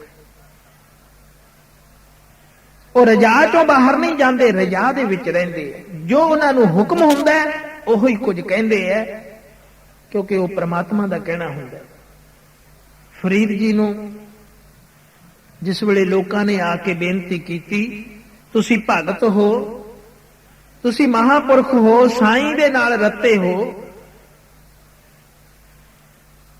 ਹੜ ਆ ਰਿਹਾ ਹੈ, ਪਾਣੀ ਆ ਰਿਹਾ ਹੈ, ਕਿਤਨਾ ਸਭ ਕੁਝ ਹੜਾਉਂਦਾ ਤੁਰਿਆ ਆਉਂਦਾ, ਤੁਸੀਂ ਕਿਰਪਾ ਕਰਦੇ ਹੋ ਅਰਦਾਸ ਕਿ ਇਸ ਵਾਰੀ ਇਸ ਇਲਾਕੇ ਦੇ ਵਿੱਚ ਹੜ ਨਾ ਆਵੇ। ਫਰੀਦ ਜੀ ਦਾ ਮਨ ਪਤੀਜ ਗਿਆ। ਸਾਈਂ ਅੱਗੇ ਅਰਦਾਸ ਨਾ ਕੀਤੀ, ਹਉਮੈ ਆ ਗਈ ਫਰੀਦ ਦੇ ਅੰਦਰ, ਆਪਣੇ ਆਪ ਹੀ ਬੋਲ ਉੱਠਿਆ, ਭੱਜ ਕੇ ਕੰਢੇ ਜਾ ਕੇ ਖੜ ਗਿਆ, ਬਾਹ ਕਰਕੇ ਹੱਥ ਕਰਕੇ ਖੜ ਗਿਆ ਤੇ ਹੁਕਮ ਦੇਣ ਲੱਗਿਆ, ਕੰਧੀ ਵਹਿਣ ਨਾ ਢਾਏ, ਤਉ ਪੀ ਲੇਖਾ ਦੇਵਣਾ। ਕਿਉਂ ਕਿਨਾਰੇ ਭੰਨਦਾ ਆਉਣਾ, ਹੇ ਵਹਿਣ, ਕਿਉਂ ਸਭ ਕੁਝ ਢਾਉਂਦਾ ਤੁਰਿਆ ਆਉਣਾ, ਤੇਰਾ ਵੀ ਲੇਖਾ ਹੋਵੇਗਾ। ਮੈਂ ਕਹਿੰਦਾ ਕਿ ਖੜ ਜਾ ਇੱਥੇ। ਦੱਸਦੇ ਆ ਕਿ ਪਾਣੀ ਸਿਰ ਤੋਂ ਉੱਚਾ ਤੁਰਿਆ ਆਉਂਦਾ ਸੀ, ਕਿੰਨਾ ਹੀ ਉੱਥੇ ਕੰਧ ਵਾਂਗੂ ਖੜ ਗਿਆ। ਭਗਤਾਂ ਦੇ ਵਿੱਚ ਤਾਕਤ ਹੁੰਦੀ ਹੈ, ਉਹ ਨਾਮ ਜਪਦੇ ਨੇ, ਉਹਨਾਂ ਵਿੱਚ ਰਿੱਧੀ ਸਿੱਧੀ ਵੀ ਕੰਮ ਕਰਦੀ ਹੈ। ਉੱਥੇ ਹੀ ਖੜ ਗਿਆ। ਕੰਧੀ ਵਹਿਣ ਨਾ ਢਾਏ, ਤੋ ਵੀ ਲੇਖਾ ਦੇਵਣਾ, ਤੈਨੂੰ ਵੀ ਲੇਖਾ ਦੇਣਾ ਪਊਗਾ, ਖਬਰਦਾਰ। ਪਾਣੀ ਉੱਥੇ ਹੀ ਖੜ ਗਿਆ। ਲੋਕ ਪ੍ਰਸੰਨ ਹੋ ਗਏ। ਫਰੀਦ ਜੀ ਜਦੋਂ ਮੁੜ ਕੇ ਆਏ ਆਪਣੀ ਕੁੱਲੀ ਵਿੱਚ ਤੇ ਲੱਗੇ ਨਵਾਜ਼ ਕਰਨ ਸ਼ਾਮ ਨੂੰ, ਤੇ ਨਵਾਜ਼ ਦੇ ਵਿੱਚ ਮਨ ਹੀ ਨਾ ਲੱਗੇ, ਨਵਾਜ਼ ਦੇ ਵਿੱਚ ਮਨ ਹੀ ਨਾ ਲੱਗੇ। ਮਾਇਆ ਨੇ ਐਸਾ ਭਲੇਸਾ ਦਿੱਤਾ, ਕਿਉਂਕਿ ਹਉਮੈ ਆ ਗਈ। ਹਉਮੈ ਨਾਮੈ ਨਾਲ ਵਿਰੋਧ ਹੈ, ਦੋਏ ਨਾ ਵਸੇ ਇੱਕ ਠਾਏ। ਹਉਮੈ ਦਾ ਤੇ ਨਾਮ ਦਾ ਇਤਨਾ ਵਿਰੋਧ ਹੈ, ਦੋਏ ਇੱਕ ਥਾਂ ਤੇ ਰਹਿ ਨਹੀਂ ਸਕਦੇ। ਜਿੱਥੇ ਹਉਮੈ ਉੱਥੇ ਨਾਮ ਨਹੀਂ, ਜਿੱਥੇ ਨਾਮ ਹੈ ਉੱਥੇ ਹਉਮੈ ਨਹੀਂ ਹੁੰਦੀ। ਸੋ ਹਉਮੈ ਨੇ ਵਿਛੋੜ ਦਿੱਤਾ ਫਰੀਦ ਨੂੰ, ਮਨ ਫਿੱਕਾ ਪੈ ਗਿਆ। ਸਾਈਂ ਦੇ ਦਰਸ਼ਨ ਨਾ ਹੋਏ, ਨਮਾਜ਼ ਦਾ ਰਸ ਨਹੀਂ ਆਇਆ, ਨਾਮ ਜਪਣ ਦਾ ਰਸ ਨਹੀਂ ਆਇਆ। ਫਰੀਦ ਰੋਣ ਲੱਗ ਪਿਆ, ਹੇ ਅੱਲਾ, ਹੇ ਸਾਈਂ, ਮੈਥੋਂ ਕੀ ਕਸੂਰ ਹੋ ਗਿਆ, ਕਿਰਪਾ ਕਰੋ, ਅੱਜ ਦਰਸ਼ਨ ਕਿਉਂ ਨਹੀਂ ਦਿੱਤੇ। ਅੱਗੇ ਕਦੇ ਨਹੀਂ ਵਿਛੜੇ, ਅੱਗੇ ਕਦੇ ਬੇਰਸੀ ਨਹੀਂ ਹੋਈ, ਪਰ ਜਦੋਂ ਰੱਬ ਦੇ ਹੁਕਮ ਚੋਂ ਕੋਈ ਦੂਰ ਹੋ ਜਾਵੇ ਤਾਂ ਫਿਰ ਮਾਇਆ ਐਸਾ ਝਮੇਲਾ ਮਾਰਦੀ ਹੈ। ਐਵੇਂ ਤਾਂ ਨਹੀਂ ਭਗਤਾਂ ਨੇ ਫਰਿਆਦਾਂ ਕੀਤੀਆਂ। ਬਾਣੀ ਵਿੱਚ ਸਤਿਗੁਰੂ ਜੀ ਫਰਮਾਉਂਦੇ ਹਨ ਕਿ ਭਗਤ ਕੀ ਕਹਿੰਦੇ ਨੇ, ਇਨ ਮਾਇਆ ਜਗਦੀਸ਼ ਗੁਸਾਈ ਤੁਮਰੇ ਚਰਨ ਵਿਸਾਰੇ। ਇਹ ਮਾਇਆ ਤਾਂ ਐਸੀ ਹੈ, ਕਿੰਚਿਤ ਪ੍ਰੀਤ ਨਾ ਉਪਜੈ ਜਨ ਕੋ, ਜਨ ਕਹਾਂ ਕਰੇ ਵਿਚਾਰੇ। ਇੱਕ ਰਾਈ ਜਿੰਨੀ, ਕਿੰਚਿਤ ਭੋਰਾ ਜਿੰਨੀ ਵੀ ਪ੍ਰੀਤ ਪੈਦਾ ਨਹੀਂ ਹੋਣ ਦਿੰਦੀ। ਜਨ ਕਹਾਂ ਕਰੇ ਵਿਚਾਰੇ, ਭਗਤ ਵਿਚਾਰੇ ਕੀ ਕਰਨ। ਆਖਿਆ ਰਜਾ ਦੇ ਵਿੱਚ ਰਹਿਣ। ਜਦੋਂ ਰਜਾ ਤੋਂ ਪਰੇ ਹੋ ਜਾਂਦਾ ਨਾ ਸਿੱਖ, ਫਿਰ ਵਿਛੜ ਵਿਛੜ ਕੇ ਚੋਟਾਂ ਖਾਂਦਾ ਹੈ। ਜੇ ਵਾਹਿਗੁਰੂ ਦਾ ਡਰ ਰੱਖੀਏ, ਮਨ ਕੁੰਚਰ ਪੀਲਕ ਗੁਰ ਗਿਆਨ ਕੁੰਡਾ, ਜੈ ਖਿੰਚੇ ਤੈ ਜਾਏ। ਇਹ ਮਨ ਹਾਥੀ ਦੀ ਨਿਆਈ ਹੈ। ਇਸ ਦੇ ਉੱਪਰ ਜੇ ਗੁਰੂ ਦੇ ਗਿਆਨ ਦਾ, ਗੁਰੂ ਦੇ ਉਪਦੇਸ਼ ਦਾ ਕੁੰਡਾ ਵਸਾ ਲਈਏ, ਸਿਰ ਦੇ ਉੱਪਰ ਗੁਰੂ ਨੂੰ ਬਿਠਾ ਲਈਏ ਕਿ ਸਾਡਾ ਗੁਰੂ ਸਾਡੇ ਸਿਰ ਤੇ ਬੈਠਾ ਹੈ, ਉਸ ਦੇ ਗਿਆਨ ਦਾ ਕੁੰਡਾ ਸਾਡੇ ਸਿਰ ਵਿੱਚ ਵੱਜਦਾ ਰਹੇ, ਫਿਰ ਜਿੱਧਰ ਨੂੰ ਖਿੱਚਾਂਗੇ ਗੁਰੂ ਖਿੱਚੇਗਾ, ਉਧਰ ਨੂੰ ਚੱਲੇਗਾ। ਕਬੀਰ ਕੂਕਰ ਰਾਮ ਕੋ ਮੁਤਿਆ ਮੇਰੋ ਨਾਉ, ਗਲੇ ਹਮਾਰੇ ਜੇਵਰੀ, ਜੈ ਖਿੰਚੇ ਤਹਿ ਜਾਓ। ਤਾਂ ਜਿੱਧਰ ਨੂੰ ਰੱਬ ਇਸ਼ਾਰਾ ਕਰਦਾ ਭਗਤ ਉਧਰ ਨੂੰ ਜਾਂਦੇ ਨੇ। ਇਸੇ ਕਰਕੇ ਭਗਤ ਰੱਬ ਨੂੰ ਪਿਆਰੇ ਲੱਗਦੇ ਨੇ। ਸੋ ਫਰੀਦ ਜੀ ਨੂੰ ਦਰਸ਼ਨ ਨਾ ਹੋਏ। ਫਰੀਦ ਜੀ ਲੱਗੇ ਲੇਲੜੀਆਂ ਕੱਢਣ, ਮਿੰਨਤਾਂ ਕਰਨ ਲੱਗੇ ਮੈਂ ਤੋਂ ਕਸੂਰ ਕੀ ਹੋ ਗਿਆ। ਫਿਰ ਆਵਾਜ਼ ਹੋਈ। ਭਗਤਾਂ ਨੂੰ ਸਵਾਰਦਾ ਵੀ ਆਪ ਹੈ ਪ੍ਰਮਾਤਮਾ। ਆਵਾਜ਼ ਹੋਈ, ਫਰੀਦ ਅੱਖਾਂ ਮੀਟ। ਫਰੀਦ ਨੇ ਜਿਸ ਵੇਲੇ ਅੱਖਾਂ ਮੀਟੀਆਂ ਕੀ ਦੇਖਿਆ, ਪਤਾਲ ਤੱਕ ਧਰਤੀ ਖੁਸ਼ਕ ਹੋਈ ਪਈ। ਧਰਤੀ ਪਤਾਲ ਤੱਕ ਖੁਸ਼ਕ ਹੋਈ ਪਈ ਹੈ। ਜਿੰਨੇ ਜੀਵ ਧਰਤੀ ਦੇ ਵਿੱਚ ਖੁੱਡਾਂ ਬਣਾ ਕੇ ਰਹਿੰਦੇ ਸਨ, ਉਹ ਸਾਰੇ ਤੜਫਦੇ ਨੇ, ਹਾਏ ਪਾਣੀ, ਹਾਏ ਪਾਣੀ।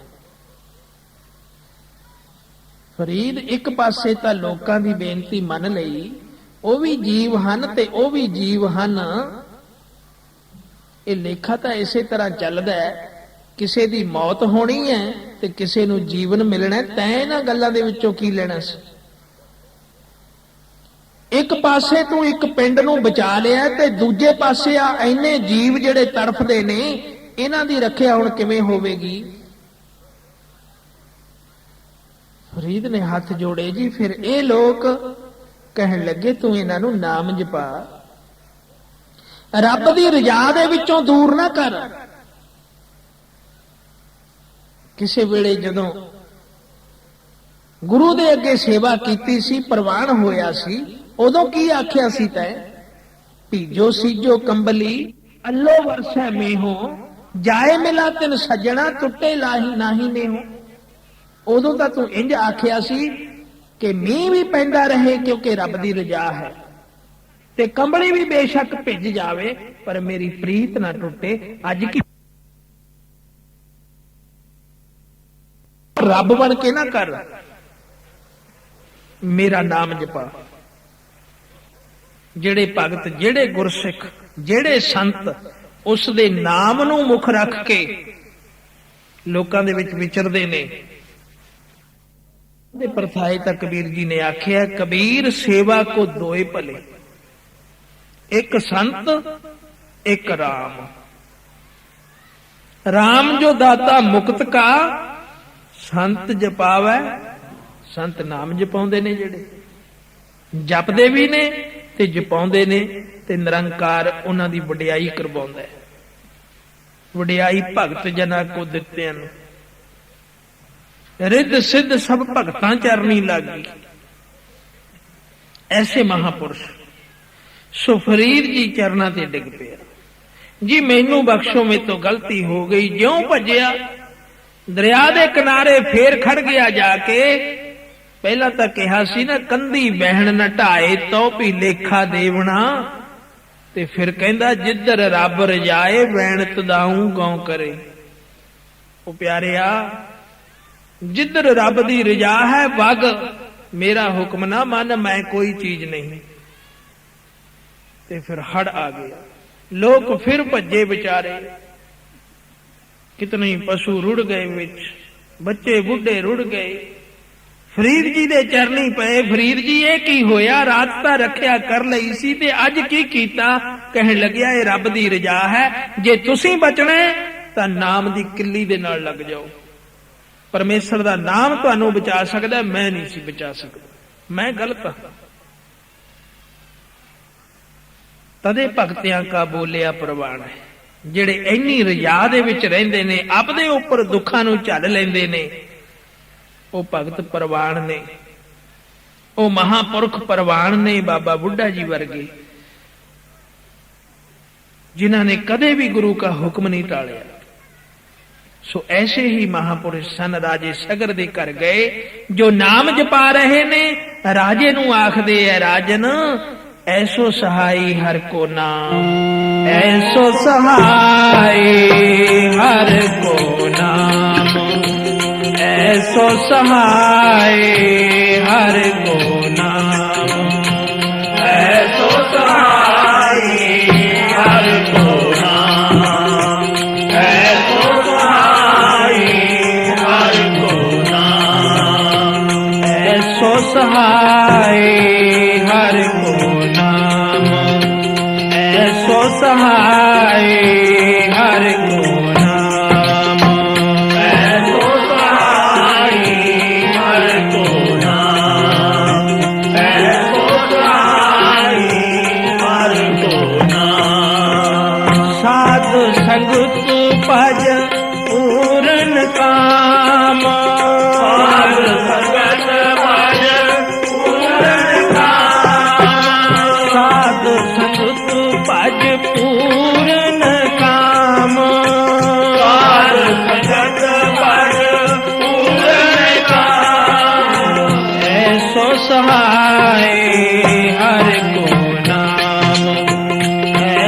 सहाय हर को नाम, ऐसो सहाय हर को नाम, ऐसो सहाय हर को नाम।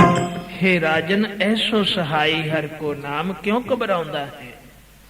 तू उदास क्यों रहिंदा है? तू हुण नाम जपदा है फिर भी उदास रहना। कहन लग्या महात्मा जी, आप परमेश्वर दे नाल इकमिक हो, किरपा करो। कहन लगे मंग। की मंगदा है? मंग।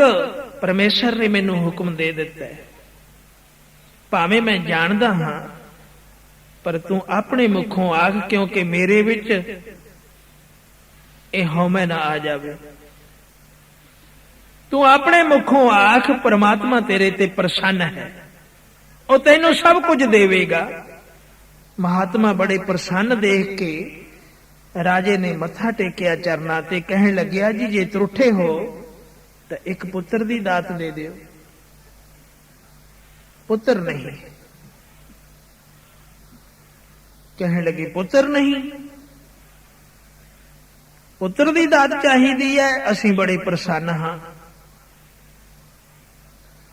ते फिर कर दियो किरपा। कहने लगे अकाल पुरख वाहिगुरु दी किरपा है, तेरे घर पुत्र होवेगा। प्रभ जी बसे साध की रसना, तेरे घर पुत्र होवेगा। उसने फिर मत्था टेकिया। सतबचन महाराज। महात्मा अगे तुर पे, वो पीछे पीछे तुरया गया। फिर खड़ गए, इतने प्रसन्न। कहने लगे राजन कुछ होर भी मंग लै। कहने लग्या जी ये त्रुठे हो, खुशी होए हो तो फिर एक पुत्र होर दे दियो, दो कर दियो। कहने लगे ठीक है वे, दो पुत्र होणगे तेरे घर। फिर अगे तुरे, फिर खड़ गए। राजन होर मंग लै, परमेश्वर तेरे ते बड़ा खुश है। कहने लग्या जी तीन दे दियो। करदे करदे 4 हो गए, 5 हो गए, 6 की गिनती हो गई। 6 पुत्र होणगे तेरे घर। तू सेवा कीती है, सिमरन कीता है, तू साध संगत कीती है, मेरे नाल मिल के मेरे मालिक दी सिफत कीती है, उस वाहिगुरु दी जो सारी सृष्टि दा मालिक है। तेरे ऊपर वाहिगुरु दी बड़ी प्रसन्नता है, तेरे 6 पुत्र होणगे, होर मंग लै कुछ। एडे प्रसन्न हो। कहने लगे बड़े प्रसन्न हां, साडे साईं नूं तू रिझाया है ते असीं बड़े प्रसन्न हां। साडा साईं साडे ऊपर खुश है, सिर्फ तेरे कारण करके। तू सेवा बड़ी कीती है, तू सिमरन बड़ा कीता है, तू कीर्तन बड़ा करवाया घर दे विच। रब दी उस्तत होई है जिथे। सो इस करके वो मालिक तेरे ऊपर खुश है ते मैनू पिया आखदा होर दे दे इसनूं। राजन 6 पुत्र तां हो गए ते कुछ होर भी मंग लै। तां राजा सगर ने सोचिया कि बड़े प्रसन्न हन, होर मंग के देखा। झकदा क्यों है? मैं जो आखदा मंग लै, कुछ होर मंग लै। कहने लग्या जी जे फिर एडे ही प्रसन्न होए हो ते गिणतियां मिणतियां नूं छड्डो, हुण बिंदी ला दिओ एक। कहने लगे बिंदी ला दईए। ठीक है भाई, फिर 60 पुत्र होणगे। एडे प्रसन्न हो गए। बई तू अकाल पुरख वाहिगुरु दी सिफत सुनाई है सानू, असी बड़े प्रसन्न हाँ तेरे। चंगा बई फिर बिंदी लग गई। 60 पुत्र होणगे तेरे घर। होर अगाह तुर गए, फिर खड़ गए, कहते कुछ होर भी मंग लै। कह लग्या जी एक बिंदी होर ला दे। हुण बिंदियां चल पई। ठीक है बई, कहते एक बिंदी होर ला देने। 600 पुत्र हो गया। थोड़ी दूर फेर गए, कुछ गर्मी सी, एक पासे खड़े हो गए। राजे ने झट दे के नाल नौकर सी परे खड़ा, उस तो पखा फड़ लिया। कहन लग्या मैनू फड़ा पखा। संतां नूं पखे दी हवा करी। संत होर प्रसन्न हो गए, कहने लगे असी बड़े प्रसन्न है भी तेरे च इन्नी निमरता है। कहने लगे कुछ होर मंग लै, होर मंग लै। कहने लगे महापुरखो हुण किसी चीज की लोड़ नहीं, एडी कृपा कर दी है कि 600 पुत्र, एक पुत्र मंगिया सी ते 600 मिल गए, वड्डे भागा वाला बन गए। पुत्र तां 4 भी जिस दे घर होण, तंदरुस्त नौजवान, चाल नहीं चली जाती पिंड दे विच उसदी कि फलाने जिमीदार दे भी 4 पुत्र हन, इको जे जवान ते तंदरुस्त, बड़े सडौल ते सूरमे, कोई अख पुटके नहीं देखदा, सब सलामा करदे ते 600 पुत्र। कहने लगे महाराज मेरा मन तो बहुत प्रसन्न है। कहने लगे फिर जाइए जी, जरा ठहरो। कहने लगे हुण की है? कहने लगे जी हुण मैं तो कुछ नहीं मंगदा, क्योंकि मैं तो कह चुके हैं कि मैं तृप्त हो गए, मैं तो वचन दे चुके हैं तुहानू कि मैनू हुण किसी चीज की लोड़ नहीं, मैं रज गया। 600 पुत्र ते फिर हुण क्यों रोकदा सानू, हुण जान दे, तेरी आशा पूरी हो गई। कहने लग्या जी राणी ने भी आप दी सेवा की है, उसने मां बनना 600 पुत्रां दी, उसनू भी मत्था टेक लैण दिओ। कहने लगे बुला बई, भुल ही गए सी। उसने तो बेचारी ने रोज रसोई भोजन तैयार किया, रोज रोटियां पकाउंदी सी, 36 प्रकार के भोजन खवाउंदी सी बना के, उसका भी हक है, जा भी बुला। गोलियां नू आवाज दी, राणी आ गई। राणी नू राजे ने सारी गल दसी कि महात्मा एडे प्रसन्न हन कि मैं एक पुत्र मंगिया सी, 600 पुत्र दे दिते। 600। राणी बड़ी सियाणी सी, सारी गल समझ गई।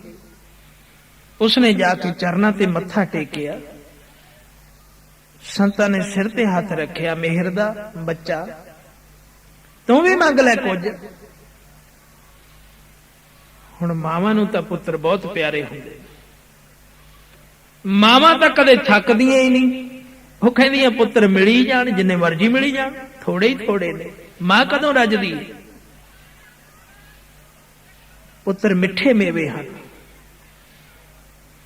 ये मिठियां दातां हन। सो कहन लगे बेटा तू भी मंग लै कुछ, बच्चा तैं बड़ी सेवा की है। राजे ने तो जो कुछ मंगना सी उसकी बस हो गई, तृप्त हो गया। कहन लगी जी मैं मां हां, राजे दी राणी हां, आप दी बच्ची हां, कृपा कीती है आपने, बड़ी मेहर कीती है। जे फिर त्रुठे हो, मैं बहुती गिणती मिणती विच नहीं पैंदी, बहुती वारी नहीं आखदी, इको वारी आख दिंदी है कि 2 बिंदियां होर ला दिओ। वो कहने लगे तथास्तु। हुण महात्मा नूं की है, वो तो रब दे प्यारे ने, उन्हां नूं की किवें होवे, कुछ होवे। ते 2 बिंदियां होर बन गईयां, तो 60,000 बन गया। मनण च तां आउंदी नहीं गल, पर शास्त्र दी गल है, इनू झुठला भी कोई नहीं सकता।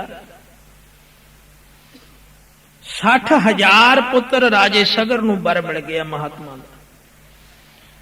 जिस वेले राणी ने मत्था टेकिया, दिमाग दा पर्दा खुलिया, फिर चरना ते डिग पई। कहन लगी महाराज मैनू तो समझ हुण पई है, ये राजा है, तुसी ये 60,000 पुत्र ते फिर मेरियां सौकणा किन्नियां होणगियां, तो दुख खड़ा हो गया, इन्हें तो ब्याह बहुत कराऊगा। फिर कृपा करो, मेहर करो, मेरियां सौकणा ना होण। कहन लगे नहीं राणी, 60,000 तेरे पेटों ही होवेगा। हर एक मां चाहती है कि कोई सौकण ना होवे मेरी। हर एक पतिव्रता स्त्री अपने पति दे ऊपर अपना पतिव्रता धर्म पालदी है, ये किसी दूजे वाल ना देखे। सतगुरु जी ने खास हदायत दी है, गुरसिੱਖੀ दे विच बाणी सानू हदायत दिंदी है, स्त्री पर पुरखारत ना होवे ते आदमी परगामी स्त्री ना होवे। सब तो वड्डा पाप हुंदा है सो रानी ने बेनती की जी दुख ना खड़ा हो जावे। कहन लगे नहीं कोई दुख नहीं खड़ा होवेगा, तेरी कोई सौकड़ नहीं होवेगी। ये 60,000 का 60,000 तेरे पेटों ही पैदा होवे। फिर मत्था टेकिया, मत्था टेकिया ते फिर कवाड़ खुले भी 60,000 की पैदाइश किवें होवेगी। अक्सर नूं मैं इस्त्री हूं ते 60,000 पुत्र एक ही मंग बैठे। राजा भी बड़ा हैरान होया, उसनूं भी समझ बाद विच पई कि मंगी तुरे गए हां ते महात्मा तां हुंदे ने भोले। रब दे रंग विच उन्हां नूं की पता इन्हां गल्लां दा, ओह तां हां हां करी जांदे खुश होके। बस दरिया दा वहण है, जिधर नूं वह तुरे वह तुरे। सहज सुभाए जो बोलना हुंदा उन्हां ने, उन्हां नूं दुनियादारी दा की पता है। फिर चरनां ते डिगे दो जाने, महात्मा नूं कहण लगे महाराज ये प्रसूत दा दुख फिर मैं किवें चलांगी, ये गर्भ दे विच किवें टिकणगे। महात्मा समझ गए, आखण लगे बेटा तू घबरा नहीं, उस अकाल पुरख वाहिगुरू दी गति अपार है। ये मैं कुछ भी करन जोगा नहीं, ये जो भी वचन मेरे मुंहों कढवाए ने ये उस परमात्मा ने कढवाए ने। ये देन उस दी है, मेरे विच कोई शक्ति नहीं, मेरे विच कोई ताकत नहीं। जे तेरे ते किरपा हुई है ते पालेगा भी आपे। पर एक गल मेरी पल्ले बन लो जी, केड़ी? उसदी सिफत नहीं छड्डनी, उसदे नाम नूं नहीं त्यागना। कोई भी संत अपने नाल नहीं जोड़दा, जिहड़ा पूर्ण हुंदा, जिहड़ा सच्चा हुंदा। ਉਹ ਜਿਵੇਂ ਜਿਵੇਂ भी किसी दी आशा पूरियां ਹੁੰਦੀਆਂ ਉਹ दिखा ਦਿੰਦੇ ਆ कि तेरी आशा वाहिगुरू पूरी करदा, मैं नहीं करदा। जे तुसी नाम दा आसरा लई रखोगे, नाम दे नाल जुड़े रहोगे तां ये पुत्र बड़े सुखल्ले पैदा होणगे। किवें पैदा होणगे? आखण लगे बेटा जिस वेले तू गर्भवती हो गई ना, तेनू कोई दुख नहीं होगा। एक तुंबी पैदा होवेगी, तुंबी। ਉਹ जिस वेले पैदा होई तां उसनू दुफाड़ कर लेना। जो दुफाड़ करोगे ना तो उस दे विचों 60,000 बच्चा निकलेगा, छोटे छोटा जिन्ना जिरमा दी तरह।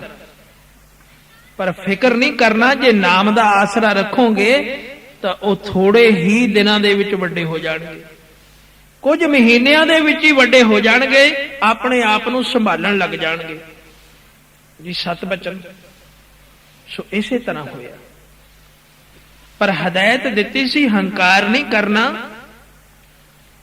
ते प्रभु दे नाम नूं नहीं भुलना। ਉਹ जिथे किते भी तुहाडी सहायता करेगा, किसी साधु दा किसी नाम दे जपण वाले दा हिरदा नहीं दिखाउणा।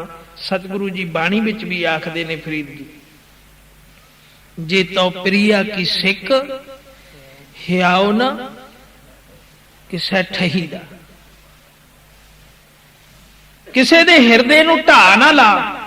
जे तैनू उस प्यारे दी सिक है, तू दर्शन चाहुंदा है परमात्मा दे, परमात्मा दी खुशी चाहुंदा है, प्रसन्नता चाहुंदा है, किसे दे मन नूं दुखा ना, हंकार ना कर, तर्कबाजी ना कर किसे दे उपर, तो फिर तेरे ऊपर प्रसन्नता ही प्रसन्नता है। फिर जिन्ना भी तू नाम जपेगा वो नाम तेरी सहायता करेगा। सो इसे तरह होया, नाम दा ऐसा प्रताप होया, वो 24 घंटे श्वास श्वास माता नाम जपदी है। राजा सगर भी जपदा है ते फिर वो बच्चे इसे तरह पैदा हुए। कोई आंच नहीं आई, कोई तकलीफ नहीं हुई, कोई दुख नहीं होया ते थोड़े ही महीनों दे विच अपने आप संभलने जोगे भी हो गए। सतगुरु जी एवें तां नहीं कहंदे कि ऐसो सहाय हर को नाम, ऐसो सहाय हर को नाम, ऐसो सहाय हर को नाम, ऐसो सहाय हर को नाम, ऐसो सहाय हर को नाम, ऐसो सहाय हर को नाम, ऐसो सहाय हर को नाम, ऐसो सहाय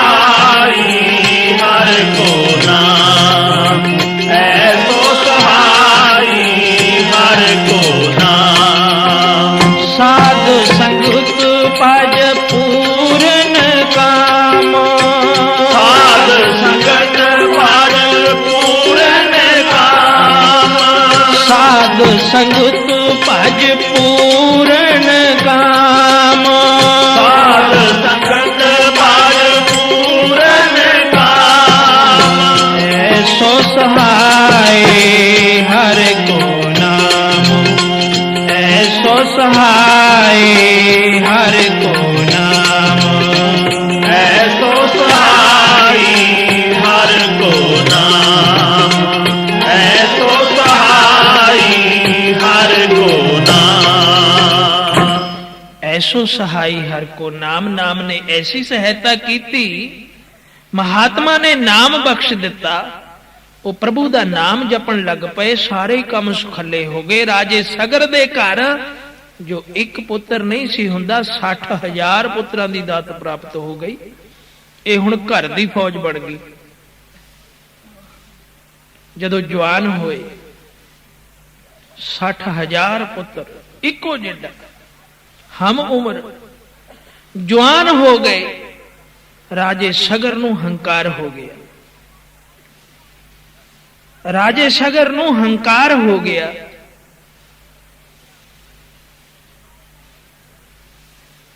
वो सहज सुभाए महात्मा ने बचन कीते, पूरे हो गए। परमात्मा ने पूरे कर दिते। नाम जपण वाले दी लाज रखदा, नाल सिੱਖਿਆ ਦਿੱਤੀ ਸੀ कि नाम जपदे रहना। बई सत संगत नहीं छड्डनी, सानू सतगुरु दे तक सदा ही मतलब है। असी मतलब प्रस्ती नहीं बनना। जे सानू सुखां दी लोड़ है, सुख मिल गए है परमात्मा दे पासों, फिर भी सानू मतलब है कि ये सुख बने रहन। बने तदे रहणगे जे असी सतगुरु दी संगत करते रहांगे। ये गल ना होवे कि दात प्यारी विसरिया दातारा। दात नू प्यारी मन के दातार नू विसार दिंदा जेड़ा, वो फिर वो वर वर नहीं रहिंदा, वो सराफ भी बन जाता है। सो राजे सगर नू हंकार हो गया कि मेरा 60,000 पुत्र है इको जिड्डा, ते फिर आले दुआले दे राज ये बराबर क्यों खड़े ने? टैक्स क्यों नहीं भरदे मेरा? अज किसे ते हमला कीता जित लिया, कल किसे ते हमला कीता जित लिया। आले दुआले दे सारे राज जित ले, सब राजियां नू अपने शानी कर लिया, एहसान थले कर लिया। राजे ने अपना राज, राजे सगर ने इतना बड़ा बना लिया कि होर कोई रियासत रही ना बाकी। संसार ते जित प्राप्त कर ली। एडा हंकारी हो गया। ते सभा दे विच फिर गल चली। राजे सगर ने पूछया वजीरां नूं, बई कोई होर भी है, कोई मेरे मूहरे अड़न वाला? कहन लगे जी होर तां कोई नहीं, हुण तां स्वर्ग दा राज बाकी है कि जे इंद्र देवते दा भी राज खोलवो तुसीं।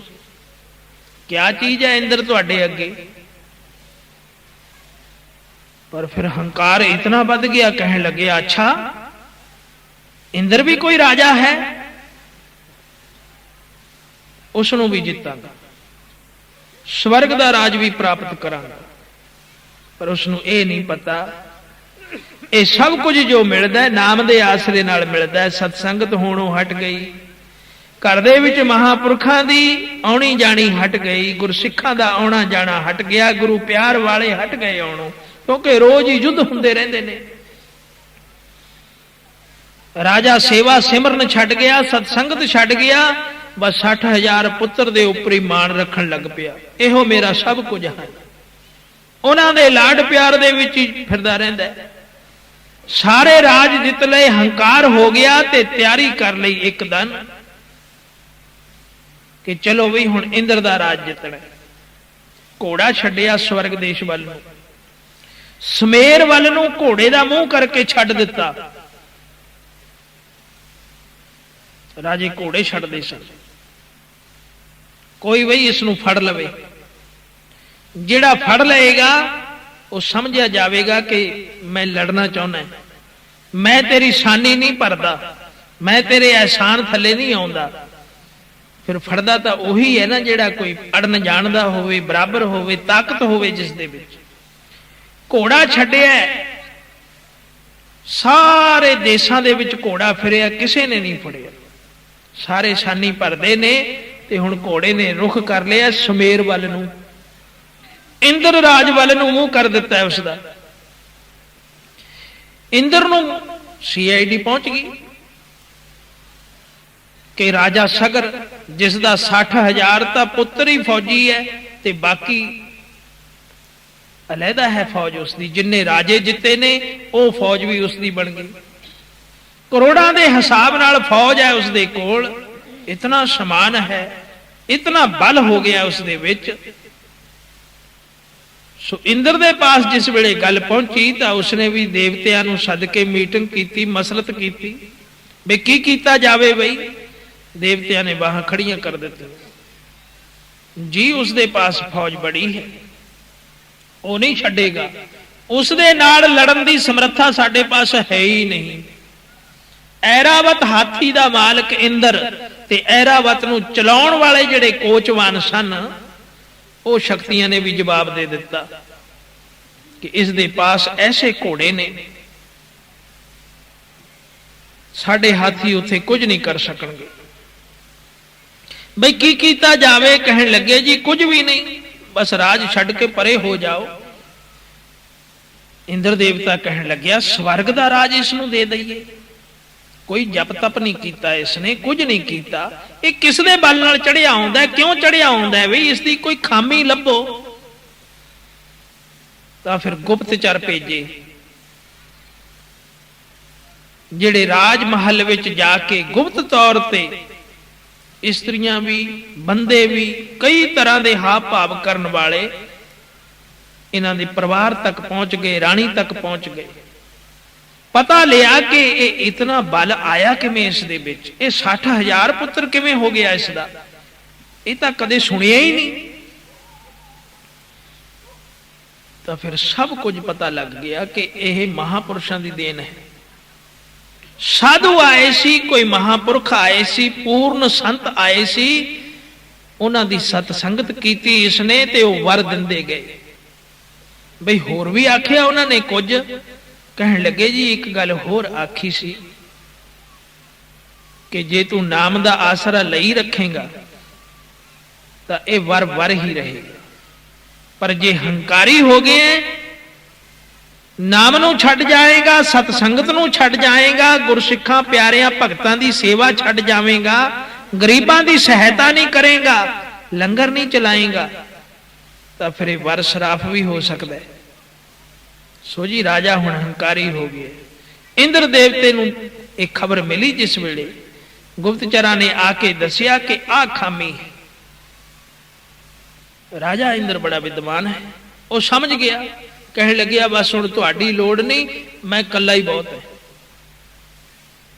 ਇਹ ਤਾਂ ਮਨੁੱਖ ਹੈ, ਮਨੁੱਖ ਹੈ ਤੇ ਮਨੁੱਖ ਨੂੰ ਤਾਂ ਹਉਮੈ ਦਾ ਰੋਗ ਪਹਿਲਾਂ ਹੀ ਵਾਹਿਗੁਰੂ ਨੇ ਦਿੱਤਾ ਹੋਇਆ, ਹਉਮੈ ਰੋਗ ਮਨੁੱਖ ਕੋ ਦੀਨਾ। ਬਸ ਹੁਣ ਕਿਸੇ ਫੌਜ ਦੀ ਲੋੜ ਨਹੀਂ, ਕਿਸੇ ਗੱਲ ਦੀ ਲੋੜ ਨਹੀਂ, ਮੈਂ ਇਕੱਲਾ ਹੀ ਬਥੇਰਾ, ਮੈਂ ਜਾਂਦਾ ਹਾਂ, ਤੁਸੀਂ ਇੱਥੇ ਬੈਠੋ, ਮੈਂ ਹੁਣੇ ਹੀ ਆਇਆ। ਇਹ ਜਿਸ ਵੇਲੇ ਸਮੇਰ ਦੇ ਬਾਰਡਰ ਤੇ ਪਹੁੰਚਿਆ, ਉੱਥੇ ਕਪਲ ਮੁਨੀ ਜੀ ਬੈਠੇ ਸਨ।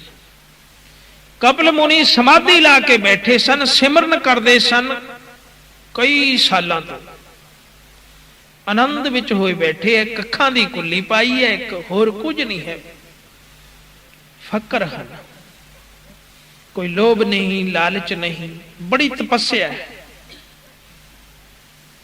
ਨਾਮ ਸਿਮਰਦੇ ਨੇ। ਤਾਂ ਇੰਦਰ ਨੇ ਕੀ ਕੀਤਾ? ਇੰਦਰ ਸ਼ੈਤਾਨ ਵੀ ਬੜਾ ਹੈ, ਇੰਦਰ ਨੂੰ ਕੋਈ ਤਾਂ ਪੂਜਦਾ ਹੈ, ਕੋਈ ਉਸ ਦੀ ਪੂਜਾ ਕਰਦਾ ਹੈ, ਕੋਈ ਉਸ ਦਾ ਨਾਮ ਸਿਮਰਦਾ ਉਸ ਤੋਂ ਕੰਮ ਲੈਣ ਵਾਸਤੇ। ਕਈ ਤਰ੍ਹਾਂ ਦੇ ਨਾਲ ਇੰਦਰ ਦੀ ਪੂਜਾ ਕਰਦੇ ਨੇ ਕਈ ਲੋਕ, ਪਰ ਭਗਤ ਨਹੀਂ ਕਰਦੇ। ਸਤਿਗੁਰੂ ਸੱਚੇ ਪਾਤਸ਼ਾਹ ਨੇ ਤਾਂ ਇੰਦਰ ਤੋਂ ਡੰਡੇ ਨਾਲ ਕੰਮ ਲਿਆ। ਜਿਸ ਵੇਲੇ ਗੁਰੂ 10ਵੇਂ ਪਾਤਸ਼ਾਹ ਸਾਹਿਬ ਸ੍ਰੀ ਗੁਰੂ ਗੋਬਿੰਦ ਸਿੰਘ ਜੀ ਮਹਾਰਾਜ ਦਮਦਮੇ ਸਾਹਿਬ ਵੱਲ ਬਠਿੰਡੇ ਦੇ ਇਲਾਕੇ ਵਿੱਚ ਸੰਗਤਾਂ ਨੂੰ ਉਤਾਰ ਰਹੇ ਸੀ। ਕਾਣੇ ਦੇ ਉਹਨੂੰ ਕੱਢਿਆ ਸੀ, ਉੱਥੋਂ ਨਿਵਾਸ ਕੀਤਾ ਉਸ ਸਥਾਨ ਤੇ ਫਿਰ ਰੋਜ਼ ਦੀ ਰੋਜ਼ ਸੰਗਤ ਆਉਂਦੀ ਸੀ। ਜ਼ਿਮੀਂਦਾਰ ਲੋਕ ਵੀ ਸੱਚੇ ਪਾਤਸ਼ਾਹ ਦੀ ਸ਼ਰਨ ਵਿੱਚ ਆਉਂਦੇ ਸਨ, ਸਿੱਖ ਜੁੜਦੇ ਸਨ ਉੱਥੇ। ਸਤਿਗੁਰੂ ਜੀ ਇੱਕ ਪਾਸੇ ਯੁੱਧ ਦੀਆਂ ਵੀ ਤਿਆਰੀਆਂ ਕਰਦੇ ਸੀ, ਪਰ ਰੋਜ਼ ਦੀ ਰੋਜ਼ ਇੱਕ ਪਾਸੇ ਸੰਗਤ ਵੀ ਹੁੰਦੀ ਸੀ। ਸੁਖਮਨੀ ਸਾਹਿਬ ਦੇ ਪਾਠ ਵੀ ਹੁੰਦੇ ਸੀ, ਜਪਜੀ ਸਾਹਿਬ ਦੇ ਪਾਠ ਵੀ ਹੁੰਦੇ ਸੀ।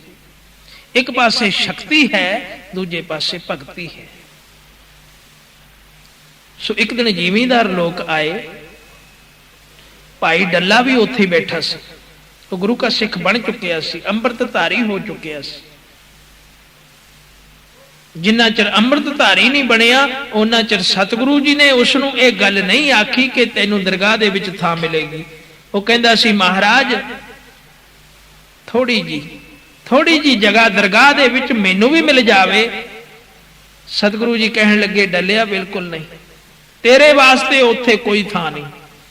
ਕਿਉਂ ਗਰੀਬ ਨਵਾਜ? ਕਹਿਣ ਲੱਗੇ, ਤੂੰ ਅੰਮ੍ਰਿਤ ਨਹੀਂ ਛਕਿਆ, ਅੰਮ੍ਰਿਤ ਛਕ ਲੈ।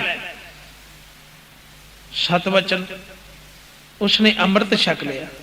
ਅੰਮ੍ਰਿਤ ਛਕ ਕੇ ਜਿਸ ਵੇਲੇ ਸਾਹਿਬ ਦੇ ਚਰਨਾਂ ਵਿੱਚ ਆ ਕੇ ਮੱਥਾ ਟੇਕਿਆ, ਕਹਿਣ ਲੱਗਿਆ, ਗਰੀਬ ਨਵਾਜ ਹੁਣ?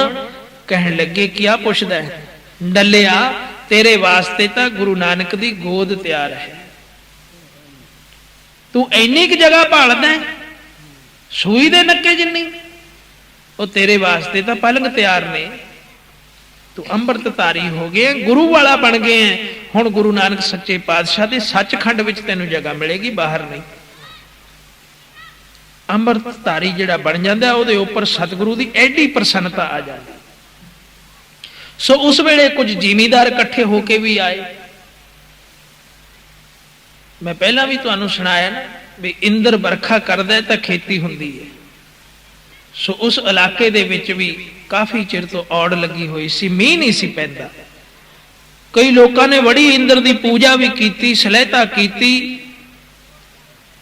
ਉਸਦੇ ਮਾਤਰੇ ਗਾਏ, ਪਰ ਮੀਂਹ ਨਹੀਂ ਸੀ ਪੈਂਦਾ। ਸਤਿਗੁਰੂ ਜੀ ਦੇ ਪਾਸ ਆਏ ਸਾਰੇ ਰਲ ਕੇ ਜ਼ਿਮੀਂਦਾਰ, ਆ ਕੇ ਬੇਨਤੀ ਕੀਤੀ, ਗਰੀਬ ਨਵਾਜ ਕਿੰਨਾ ਚਿਰ ਤੋਂ ਬਾਦਸ਼ਾਹੀ ਨਹੀਂ ਹੁੰਦੀ ਤੇ ਸਾਡੀਆਂ ਤਾਂ ਖੇਤੀਆਂ ਉਜੜਦੀਆਂ ਜਾਂਦੀਆਂ, ਕੁਛ ਕਿਰਪਾ ਕਰੋ, ਸਾਨੂੰ ਰਸਤਾ ਦੱਸੋ, ਇਹ ਇੰਦਰ ਦੇਵਤਾ ਕਿਵੇਂ ਪ੍ਰਸੰਨ ਹੋਵੇਗਾ? ਕਹਿਣ ਲੱਗੇ, ਇਹਨੂੰ ਪ੍ਰਸੰਨ ਕਰਨ ਦੀ ਕੀ ਲੋੜ ਹੈ? ਕਰੋ ਕੀਰਤਨ, ਕੀਰਤਨ ਕਰੋ, ਉਸ ਗੁਰੂ ਨਾਨਕ ਦਾ ਜਸ ਕਰੋ। ਸੋ ਗੁਰੂ ਨਾਨਕ ਦਾ ਜਸ ਹੋਇਆ, ਕੀਰਤਨ ਹੋਇਆ। ਕੀਰਤਨ ਹੋਣ ਤੋਂ ਬਾਅਦ ਫਿਰ ਜ਼ਿਮੀਂਦਾਰਾਂ ਨੇ ਆਖਿਆ, ਗਰੀਬ ਨਵਾਜ ਮੀਂਹ? ਕਹਿਣ ਲੱਗੇ, ਉਹ ਡੱਲਿਆ। ਡੱਲੇ ਵੱਲ ਨੂੰ ਸਤਿਗੁਰੂ ਜੀ ਤਾੜਨਾ ਕਰਕੇ ਕਹਿਣ ਲੱਗੇ, ਡੱਲਿਆ ਇਸ ਇੰਦਰ ਨੂੰ ਸੋਧ ਜਰਾ। ਕਹਿਣ ਲੱਗਿਆ, ਮਹਾਰਾਜ ਉਹ ਕਿਵੇਂ? ਕਹਿਣ ਲੱਗੇ, ਛਿੱਤਰ ਮਾਰ ਇਸ ਦੇ, ਮੀਂਹ ਕਿਉਂ ਨਹੀਂ ਪਾਉਂਦਾ? ਕਹਿਣ ਲੱਗਿਆ, ਮਹਾਰਾਜ ਕਿਵੇਂ? ਕਹਿਣ ਲੱਗੇ, ਬਾਂਸ ਨੂੰ ਉੱਪਰ ਛਿੱਤਰ ਬੰਨ ਤੇ ਉੱਪਰ ਨੂੰ ਖੜਾ ਕਰ ਦੇ। ਸੋ ਉਸਨੇ ਉਸੇ ਤਰ੍ਹਾਂ ਕੀਤਾ। ਜਿਸ ਵੇਲੇ ਛਿੱਤਰ ਉੱਪਰ ਨੂੰ ਕੀਤਾ ਤੇ ਜਦੋਂ ਹੀ ਬੱਦਲ ਆ ਗਏ, ਮੀਂਹ ਬਰਸਣ ਲੱਗ ਪਿਆ। ਸਤਿਗੁਰੂ ਸੱਚੇ ਪਾਤਸ਼ਾਹ ਦੇ ਤਾਂ ਇਹ ਦੇਵੀ ਦੇਵਤੇ ਸਾਰੇ ਆਖੇ ਵਿੱਚ ਨੇ, ਉਸ ਦੀ ਕੁਦਰਤ ਦੇ ਵਿੱਚ ਨੇ। ਇਹਨਾਂ ਦੇਵਤਿਆਂ ਨੂੰ ਧਿਆਉਣ ਦੀ ਲੋੜ ਨਹੀਂ, ਅਸੀਂ ਸਤਿਗੁਰੂ ਦੀ ਸ਼ਰਨ ਲੈ ਲਈਏ। ਜੈਸੇ ਪਾਲਨ ਸਰਨ ਸਿੰਘ। ਜੇ ਕੋਈ ਸ਼ੇਰ ਦੀ ਸ਼ਰਨ ਵਿੱਚ ਆ ਜਾਵੇ, ਉਸ ਨੂੰ ਫਿਰ ਕਿਸੇ ਗੱਲ ਦਾ ਡਰ ਨਹੀਂ, ਨਾ ਹੀ ਕਿਸੇ ਪਦਾਰਥ ਦੀ ਲੋੜ ਹੈ, ਉਹਦੇ ਕੋਲੇ ਤਾਂ ਰੱਖ ਕੇ ਜਾਣਗੇ ਸਾਰੇ। ਸੋ ਜਿਸ ਨੇ ਸਤਿਗੁਰੂ ਦੇ ਨਾਮ ਦੀ ਸ਼ਰਨ ਲੈ ਲਈ, ਸਤਿਗੁਰੂ ਦੀ ਸ਼ਰਨ ਲੈ ਲਈ, ਉਸ ਨੂੰ ਕਿਸੇ ਦਾ ਡਰ ਨਹੀਂ। ਸੋ ਇੰਦਰ ਬੜਾ ਚੁਸਤ ਹੈ। ਇੰਦਰ ਦੇਵਤੇ ਨੇ ਕੀ ਕੀਤਾ? ਉਹ ਘੋੜਾ ਫੜ ਲਿਆ। ਘੋੜਾ ਫੜ ਲਿਆ ਜੋ ਰਾਜੇ ਸਗਰ ਨੇ ਛੱਡਿਆ ਹੋਇਆ ਸੀ, ਤੇ ਮੁਨੀ ਕਪਲ ਜੀ ਤਾਂ ਵਿਚਾਰੇ ਸਮਾਧੀ ਲਾਈ ਬੈਠੇ ਸੀ, ਤੇ ਉਸ ਦੇ ਇੱਕ ਪਾਸੇ ਕਿੱਲਾ ਗੱਡ ਕੇ ਤੇ ਘੋੜਾ ਬੰਨ ਕੇ ਆਪ ਲੁਕ ਗਿਆ। ਥੋੜੇ ਚਿਰ ਨੂੰ ਪਿੱਛੇ ਫੌਜ, ਕਿਉਂਕਿ ਜਿੱਧਰ ਜਿੱਧਰ ਘੋੜਾ ਜਾਂਦਾ ਹੈ ਉਧਰ ਹੀ ਫੌਜ ਵੀ ਜਾਂਦੀ ਹੈ, ਮਗਰ ਇਹ ਵੀ ਕੋਈ ਫੜੇਗਾ ਤਾਂ ਉਸ ਨਾਲ ਯੁੱਧ ਹੋਊਗਾ, ਕੋਈ ਫੜੇ ਤਾਂ ਸਹੀ। ਕਿੱਲਾ ਕਪਲ ਮੁਨੀ ਦੇ ਕੋਲ ਗੱਡ ਕੇ ਘੋੜਾ ਬੰਨ ਕੇ ਆਪ ਇੰਦਰ ਪਰੇ ਲੁਕ ਗਿਆ। ਤੇ ਜਿਸ ਵੇਲੇ ਰਾਜੇ ਸਗਰ ਦੇ ਪੁੱਤਰ 60,000 ਫੌਜੀ ਰੂਪ ਦੇ ਵਿੱਚ ਹਥਿਆਰਬੰਦ ਹੋ ਕੇ ਮਗਰ ਤੁਰੇ ਆਉਂਦੇ ਸੀ ਤੇ ਮਗਰ ਹੋਰ ਵੀ ਕਰੋੜਾਂ ਫੌਜ, ਜਿਸ ਵੇਲੇ ਉਹਨਾਂ ਨੇ ਦੇਖਿਆ ਕਿ ਘੋੜਾ ਤਾਂ ਕਿਸੇ ਨੇ ਬੰਨ ਲਿਆ, ਬਈ ਕਿਸ ਨੇ ਬੰਨਿਆ, ਅੱਗੋਂ ਸਿਪਾਹੀ ਹੋਰ ਗਏ, ਜਾ ਕੇ ਦੇਖਿਆ ਵੀ ਇਹ ਤਾਂ ਕੋਈ ਫਕੀਰ ਹੈ, ਕੋਈ ਸੰਤ ਹੈ,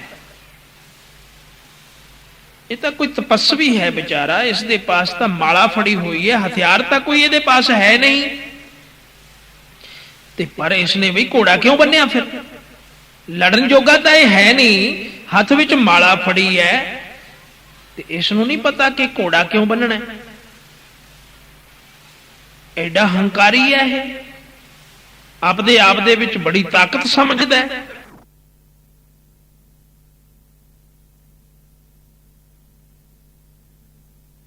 ਕਿ ਪੁੱਛਣ ਲੱਗੇ ਕਿਉਂ ਬਈ ਕਿਸਨੇ ਘੋੜਾ ਬੰਨਿਆ? ਕਹਿਣ ਲੱਗੇ ਜੀ ਇਹ ਪਤਾ ਨਹੀਂ, ਮੁਨੀ ਹੈ, ਕੋਈ ਫਕਰ ਹੈ, ਕੋਈ ਸੰਤ ਹੈ, ਤਪਸਵੀ ਹੈ, ਮਾਲਾ ਫੇਰੀ ਜਾਂਦਾ ਹੈ। ਕਹਿਣ ਲੱਗੇ ਹੁਣ ਮਾਲਾ ਫੇਰਨ ਲੱਗ ਪਿਆ। ਪਹਿਲਾਂ ਘੋੜਾ ਫੜ ਲਿਆ ਤੇ ਹੁਣ ਦੇਖਿਆ ਕਿ ਗਾਹਾਂ 60,000 ਪੁੱਤਰ ਰਾਜੇ ਦਾ, ਤੇ ਹੁਣ ਡਰਦਾ ਮਾਲਾ ਫੜ ਕੇ ਬੈਠ ਗਿਆ। 2-3 ਲੱਤਾਂ ਜਿਸ ਵੇਲੇ ਕੰਡ ਵਿੱਚ ਮਾਰੀਆਂ ਤੇ ਬਿਰਤੀ ਤਾਂ ਉਥਾਨ ਹੋਈ ਜਾਣੀ ਸੀ।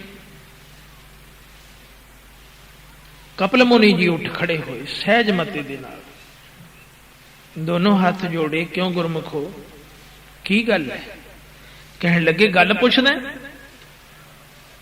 ਘੋੜਾ ਬੰਨ ਕੇ ਤੇ ਫਿਰ ਗੱਲ ਪੁੱਛਦਾ, ਤੈਨੂੰ ਪਤਾ ਨਹੀਂ ਇਹ ਘੋੜਾ ਕਿਉਂ ਬੰਨੇ? ਘੋੜਾ ਤੂੰ ਫੜਿਆ, ਕਿੱਲਾ ਗੱਡਿਆ, ਆਪਣੀ ਕੁੱਲੀ ਵਿੱਚ ਬੰਨਿਆ, ਇਸ ਦਾ ਭਾਵ ਨਹੀਂ ਤੈਨੂੰ ਪਤਾ? ਜੰਗ ਕਰਨਾ ਪੈਂਦਾ ਹੈ। ਲਿਆ ਬੁਲਾ ਤੇਰੀ ਫੌਜ ਕਿੱਥੇ ਹੈ?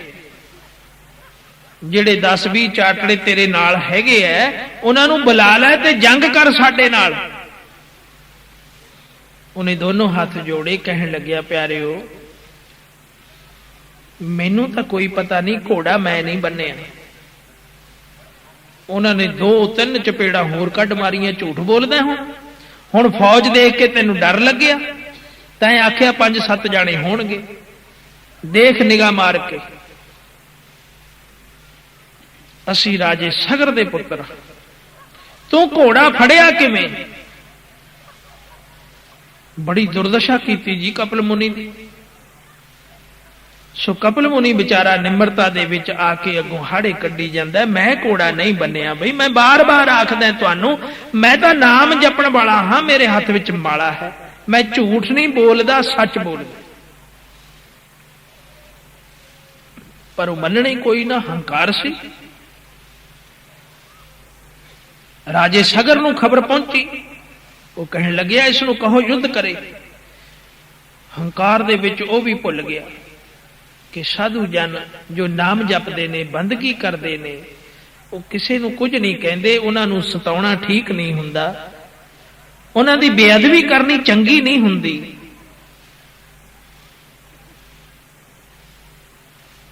ਸੰਤਨ ਸੇਤੀ ਮਸ਼ਕਰੀ ਕੀ ਹੁੰਦਾ ਹੈ? ਕੁੱਲ ਡੋਬਣ ਕੀ ਰੀਤ।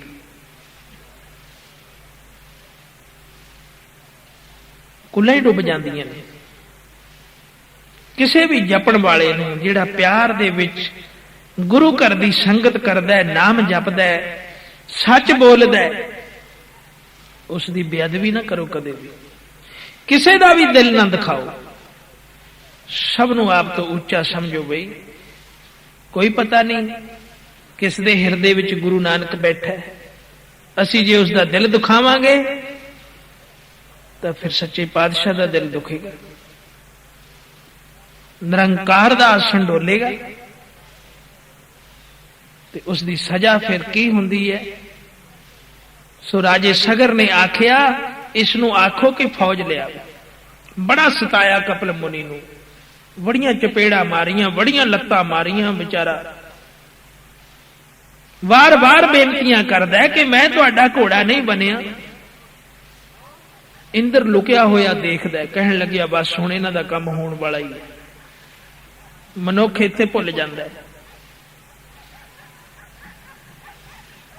ਜੋ ਗੁਰੂ ਦੀ ਸ਼ਰਨ ਵਿੱਚ ਆਉਂਦਾ ਹੈ, ਰੋਜ਼ ਸੰਗਤ ਕਰਦਾ ਹੈ, ਉਸ ਨੂੰ ਗਿਆਨ ਆਉਂਦਾ ਰਹਿੰਦਾ ਹੈ, ਉਸ ਨੂੰ ਗਿਆਨ ਹੁੰਦਾ ਰਹਿੰਦਾ ਹੈ, ਉਹ ਕਦੇ ਭੁੱਲਦਾ ਨਹੀਂ।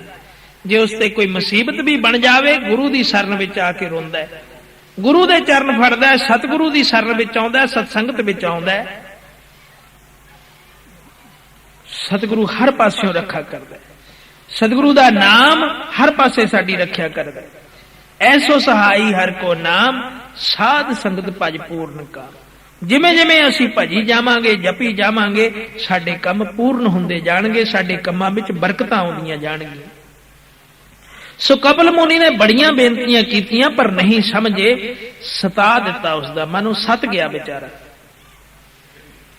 ਤੇ ਜਿਸ ਵੇਲੇ ਕੋਈ ਸੱਤ ਜਾਵੇ, ਕਿਸੇ ਨੂੰ ਉਸਦੇ ਮਾਲਕ ਦੇ ਨਾਲੋਂ ਤੋੜ ਦਈਏ, ਤਾਂ ਫਿਰ ਉਹ ਸੱਤ ਜਾਂਦਾ ਹੈ, ਤਪ ਜਾਂਦਾ ਹੈ। ਉਹ ਆਪਣੇ ਸਾਈਂ ਦਾ ਵਿਛੋੜਾ ਨਹੀਂ ਚੱਲ ਸਕਦਾ। ਸੱਤ ਗਿਆ ਵਿਚਾਰਾ ਕਪਿਲ ਮੁਨੀ। ਜਿਸ ਵੇਲੇ ਸੱਤ ਗਿਆ, ਕਹਿਣ ਲੱਗਿਆ ਫਿਰ ਤੁਸੀਂ ਨਹੀਂ ਸੱਚ ਮੰਨਦੇ ਮੇਰਾ? ਕਹਿਣ ਲੱਗੇ ਨਹੀਂ ਮੰਨਦੇ। ਕਹਿਣ ਲੱਗਿਆ ਫਿਰ ਲੜਨਾ ਹੀ ਚਾਹੁੰਦੇ ਹੋ? ਕਹਿਣ ਲੱਗੇ ਜੀ ਹਾਂ, ਅਸੀਂ ਤਾਂ ਲੜਨਾ ਹੀ ਚਾਹੁੰਦੇ। ਲਿਆ ਤੇਰੀ ਫੌਜ ਕਿੱਥੇ ਹੈ? ਕਹਿਣ ਲੱਗਿਆ ਫੌਜ ਤਾਂ ਮੇਰੇ ਪਾਸ ਕੋਈ ਨਹੀਂ, ਮੈਂ ਕੱਲਾ ਹੀ ਹਾਂ, ਕੱਲਾ ਹੀ ਹਾਂ। ਪਰ ਜੇ ਤੁਸੀਂ ਸਮਝ ਜਾਵੋ ਤਾਂ ਚੰਗੀ ਗੱਲ ਹੈ, ਜੇ ਨਹੀਂ ਸਮਝਦੇ ਤਾਂ ਫਿਰ ਚਲੋ ਮੈਦਾਨੇ ਜੰਗ ਵਿੱਚ, ਲੈ ਲਓ ਆਪਦੇ ਮੋਰਚੇ। ਮੈਂ ਵੀ ਆਪਣਾ ਮੋਰਚਾ ਕਾਇਮ ਕਰ ਲਿਆ। ਤੂੰ ਕਿਹੜਾ ਮੋਰਚਾ ਕਾਇਮ ਕਰ ਲਿਆ? ਕਹਿਣ ਲੱਗਿਆ ਮੇਰੇ ਪਾਸ ਨਾਮ ਦਾ ਮੋਰਚਾ ਹੈ, ਮੇਰੇ ਪਾਸ ਤਪੱਸਿਆ ਹੈ। ਤੁਸੀਂ ਮੈਨੂੰ ਸਤਾਇਆ ਹੈ, ਮੇਰੇ ਮਾਲਕ ਨਾਲੋਂ ਦੂਰ ਕੀਤਾ ਹੈ, ਮੈਂ ਲਿਵ ਲਾਈ ਬੈਠਾ ਸੀ, ਤੁਸੀਂ ਮੇਰੀ ਲਿਵ ਤੋੜ ਦਿੱਤੀ ਹੈ। ਮੈਂ ਕੱਲਾ ਹੀ ਬਥੇਰਾ, ਬਸ ਮੇਰਾ ਮੋਰਚਾ ਜਿੱਥੇ ਮੈਂ ਖੜਾ ਹਾਂ, ਮੇਰਾ ਮੋਰਚਾ ਹੈ। ਚਲਾਓ ਬਈ ਤੀਰ, ਤੁਸੀਂ ਵਾਰ ਪਹਿਲਾਂ ਕਰ ਲਓ। ਤਾਂ ਰਾਜੇ ਸਗਰ ਦੇ ਪੁੱਤਰ ਅੱਗੋਂ ਹੋ ਕੇ ਕਹਿਣ ਲੱਗੇ, ਟਿਚਰਾਂ ਕਰਦਾ ਸਾਨੂੰ? ਉਹ ਮੂਰਖਾ, ਤੈਨੂੰ ਪਤਾ ਨਹੀਂ ਅਸੀਂ 60,000 ਹਾਂ, ਤੇ 60,000 ਤੀਰ ਇੱਕੋ ਵਾਰੀ ਛੁੱਟੇਗਾ, ਤੇਰੇ ਤਨ ਦੀ ਬੋਟੀ ਵੀ ਨਹੀਂ ਲੱਭਣੀ, ਹੱਡੀ ਹੱਡੀ ਹੋ ਜਾਵੇਗੀ ਤੇਰੀ। ਇਸ ਕਰਕੇ ਅਸੀਂ ਫਿਰ ਵੀ ਤੈਨੂੰ ਕਹਿੰਦੇ, ਕਿਉਂਕਿ ਜੰਗ ਯੁੱਧ ਦੀਆਂ ਕੁਝ ਰਸਮਾਂ ਹੁੰਦੀਆਂ ਨੇ, ਨੀਤੀਆਂ ਹੁੰਦੀਆਂ ਨੇ। ਸਾਨੂੰ ਪਤਾ ਤੇਰੇ ਪਾਸ ਹੈ ਕੁਝ ਨਹੀਂ, ਤੇਰੇ ਪਾਸ ਕੋਈ ਸ਼ਾਸਤਰ ਵੀ ਨਹੀਂ, ਇੱਕ ਮਾਲਾ ਹੈ। ਇਸ ਕਰਕੇ ਵਾਰ ਤੂੰ ਪਹਿਲਾਂ ਕਰ ਲੈ, ਅਸੀਂ ਵਾਰ ਪਿੱਛੋਂ ਕਰਾਂਗੇ। ਕੀ ਕਰੇਗਾ? ਇਸ ਮਾਲਾ ਨੂੰ ਭਗਾ ਕੇ ਮਾਰੇਗਾ ਸਾਡੇ ਵੱਲ, ਜਾਂ ਪੱਥਰ ਚੁੱਕ ਕੇ ਮਾਰੇਗਾ? ਮਰਨ ਤਾਂ ਕੋਈ ਨਹੀਂ ਲੱਗਿਆ, ਤੇਰੇ ਮਨ ਦਾ ਚਾਅ ਪੂਰਾ ਹੋ ਜਾਵੇ, ਪਹਿਲਾ ਵਾਰ ਤੂੰ ਕਰ ਲੈ। ਕਪਿਲ ਮੁਨੀ ਨੇ ਬਹੁਤ ਆਖਿਆ ਤੁਸੀਂ ਕਰ ਲਓ, ਕਹਿਣ ਲੱਗੇ ਨਹੀਂ, ਸਾਡੀ ਸੂਰਮਗਤੀ ਦੇ ਵਿੱਚ ਫਰਕ ਪੈਂਦਾ ਹੈ। ਲੋਕ ਕੀ ਕਹਿਣਗੇ? ਇੱਕ ਮਾਲਾ ਹੱਥ ਵਿੱਚ ਹੈ, ਸ਼ਾਸਤਰ ਕੋਈ ਨਹੀਂ, ਤੇ ਗਰੀਬ ਨੂੰ ਮਾਰ ਦਿੱਤਾ ਹੈ। ਇਸ ਕਰਕੇ ਪਹਿਲਾਂ ਗਲਤੀ ਤੂੰ ਕਰ। ਉਹ ਕਹਿਣ ਲੱਗਿਆ ਫਿਰ ਚੰਗਾ, ਤੁਹਾਡੀ ਮਰਜ਼ੀ ਹੈ, ਜੀ ਤਾਂ ਨਹੀਂ ਕਰਦਾ ਮੇਰਾ, ਪਰ ਤੁਹਾਨੂੰ ਹੰਕਾਰ ਹੀ ਬਹੁਤਾ ਚੜਿਆ ਹੋਇਆ। ਕਪਿਲ ਮੁਨੀ ਨੂੰ ਫਿਰ ਤਪੱਸਿਆ ਦਾ ਜਿਸ ਵੇਲੇ ਬਲ ਆਇਆ, ਜੋਸ਼ ਆਇਆ ਉਸ ਨੂੰ, ਤੇ ਫਿਰ ਝਾਤੀ ਮਾਰੀ 60,000 ਪੁੱਤਰਾਂ ਵੱਲ। ਅੱਖਾਂ ਦੇ ਨਾਲ ਜਿਸ ਨੂੰ ਸਾਰਿਆਂ ਨੂੰ ਦੇਖਿਆ ਜਿਸਨੇ, ਤੇ ਆਪਣੀਆਂ ਅੱਖਾਂ ਦੇ ਵਿੱਚ ਉਹਨਾਂ ਦੀਆਂ ਸਾਰਿਆਂ ਦੀਆਂ ਫੋਟੋਆਂ ਆ ਗਈਆਂ।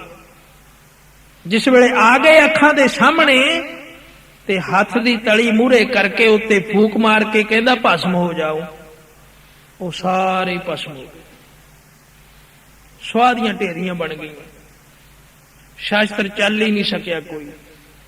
ਦੂਜੀ ਕਰੋੜਾਂ ਦੀ ਤਾਦਾਦ ਜਿਹੜਾ ਟਿੱਡੀ ਦਲ ਸੀ, ਉਹ ਸਾਰੇ ਹੀ ਭੱਜ ਗਏ ਵੀ ਦੂਜੀ ਫੂਕ ਨਾ ਮਾਰ ਦੇਵੇ ਕਿਤੇ। ਵਿੱਚੇ ਰਾਜਾ ਸਗਰ। ਸਤਿਗੁਰੂ ਜੀ ਐਵੇਂ ਤਾਂ ਨਹੀਂ ਕਹਿੰਦੇ ਬਾਣੀ ਦੇ ਵਿੱਚ, ਬੋਲਣ ਸਹਿਜ ਸੁਭਾਏ ਸਾਧੂ ਜਨ, ਬੋਲਣ ਸਹਿਜ ਸੁਭਾਏ, ਬੋਲਣ ਸਹਿਜ ਸੁਭਾਏ ਸਾਧੂ ਜਨ, ਬੋਲਣ ਸਹਿਜ ਸੁਭਾਏ, ਬੋਲਣ ਸਹਿਜ ਸੁਭਾਏ ਸਾਧੂ ਜਨ, ਬੋਲਣ ਸਹਿਜ ਸੁਭਾਏ।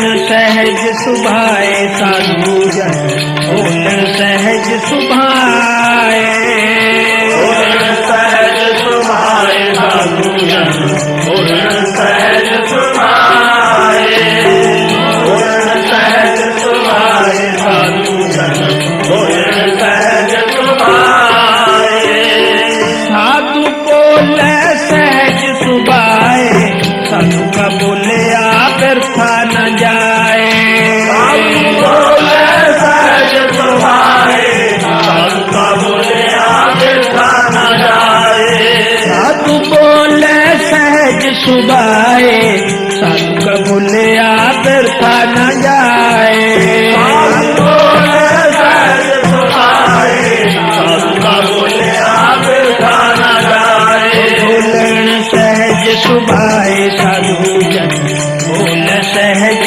ਸੁਭਾਏ ਬੋਲਣ ਸਹਿਜ ਸੁਭਾਏ ਸਾਧੂ ਜਨ ਬੋਲਣ ਸਹਿਜ ਸੁਭਾਏ ਬੋਲਣ ਸਹਿਜ ਸੁਭਾਏ ਸਾਧੂ ਜਨ ਬੋਲਣ ਸਹਿਜ ਸੁਭਾਏ ਬੋਲਣ ਸਹਿਜ ਸੁਭਾਏ ਸਾਧੂ ਜਨ ਬੋਲਣ ਸਹਿਜ ਸੁਭਾਏ ਬੋਲਣ ਸਹਿਜ ਸੁਭਾਏ ਸਾਧੂ ਜਨ ਬੋਲਣ ਸਹਿਜ ਸੁਭਾਏ ਬੋਲਣ ਸਹਿਜ ਸੁਭਾਏ ਸਾਧੂ ਜਨ ਬੋਲਣ ਸਹਿਜ ਸੁਭਾਏ ਬੋਲਣ ਸਹਿਜ ਸੁਭਾਏ ਸਾਧੂ ਜਨ ਬੋਲਣ ਸਹਿਜ ਸੁਭਾਏ ਬੋਲਣ ਸਹਿਜ ਸੁਭਾਏ ਸਾਧੂ ਜਨ ਬੋਲਣ ਸਹਿਜ ਸੁਭਾਏ ਸਾਧ ਸੰਗਤ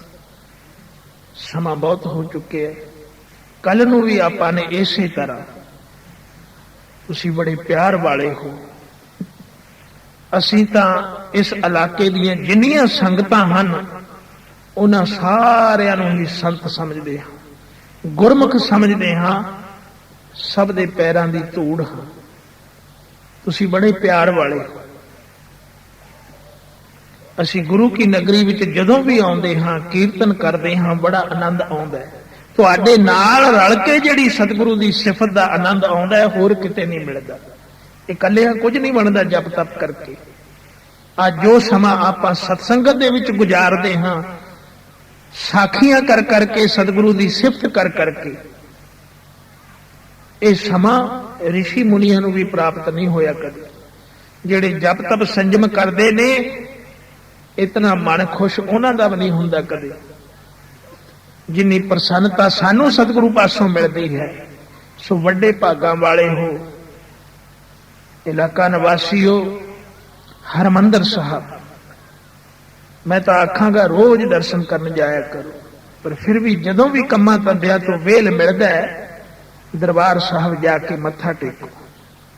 ਉੱਥੇ ਸਭ ਆਸਾਂ ਪੂਰੀਆਂ ਹੁੰਦੀਆਂ ਨੇ, ਤੇ ਅੰਮ੍ਰਿਤ ਧਾਰੀ ਬਣੋ, ਆਪਣਾ ਜੀਵਨ ਸਫਲਾ ਕਰੋ। ਵਾਹਿਗੁਰੂ ਜੀ ਕਾ ਖਾਲਸਾ, ਵਾਹਿਗੁਰੂ।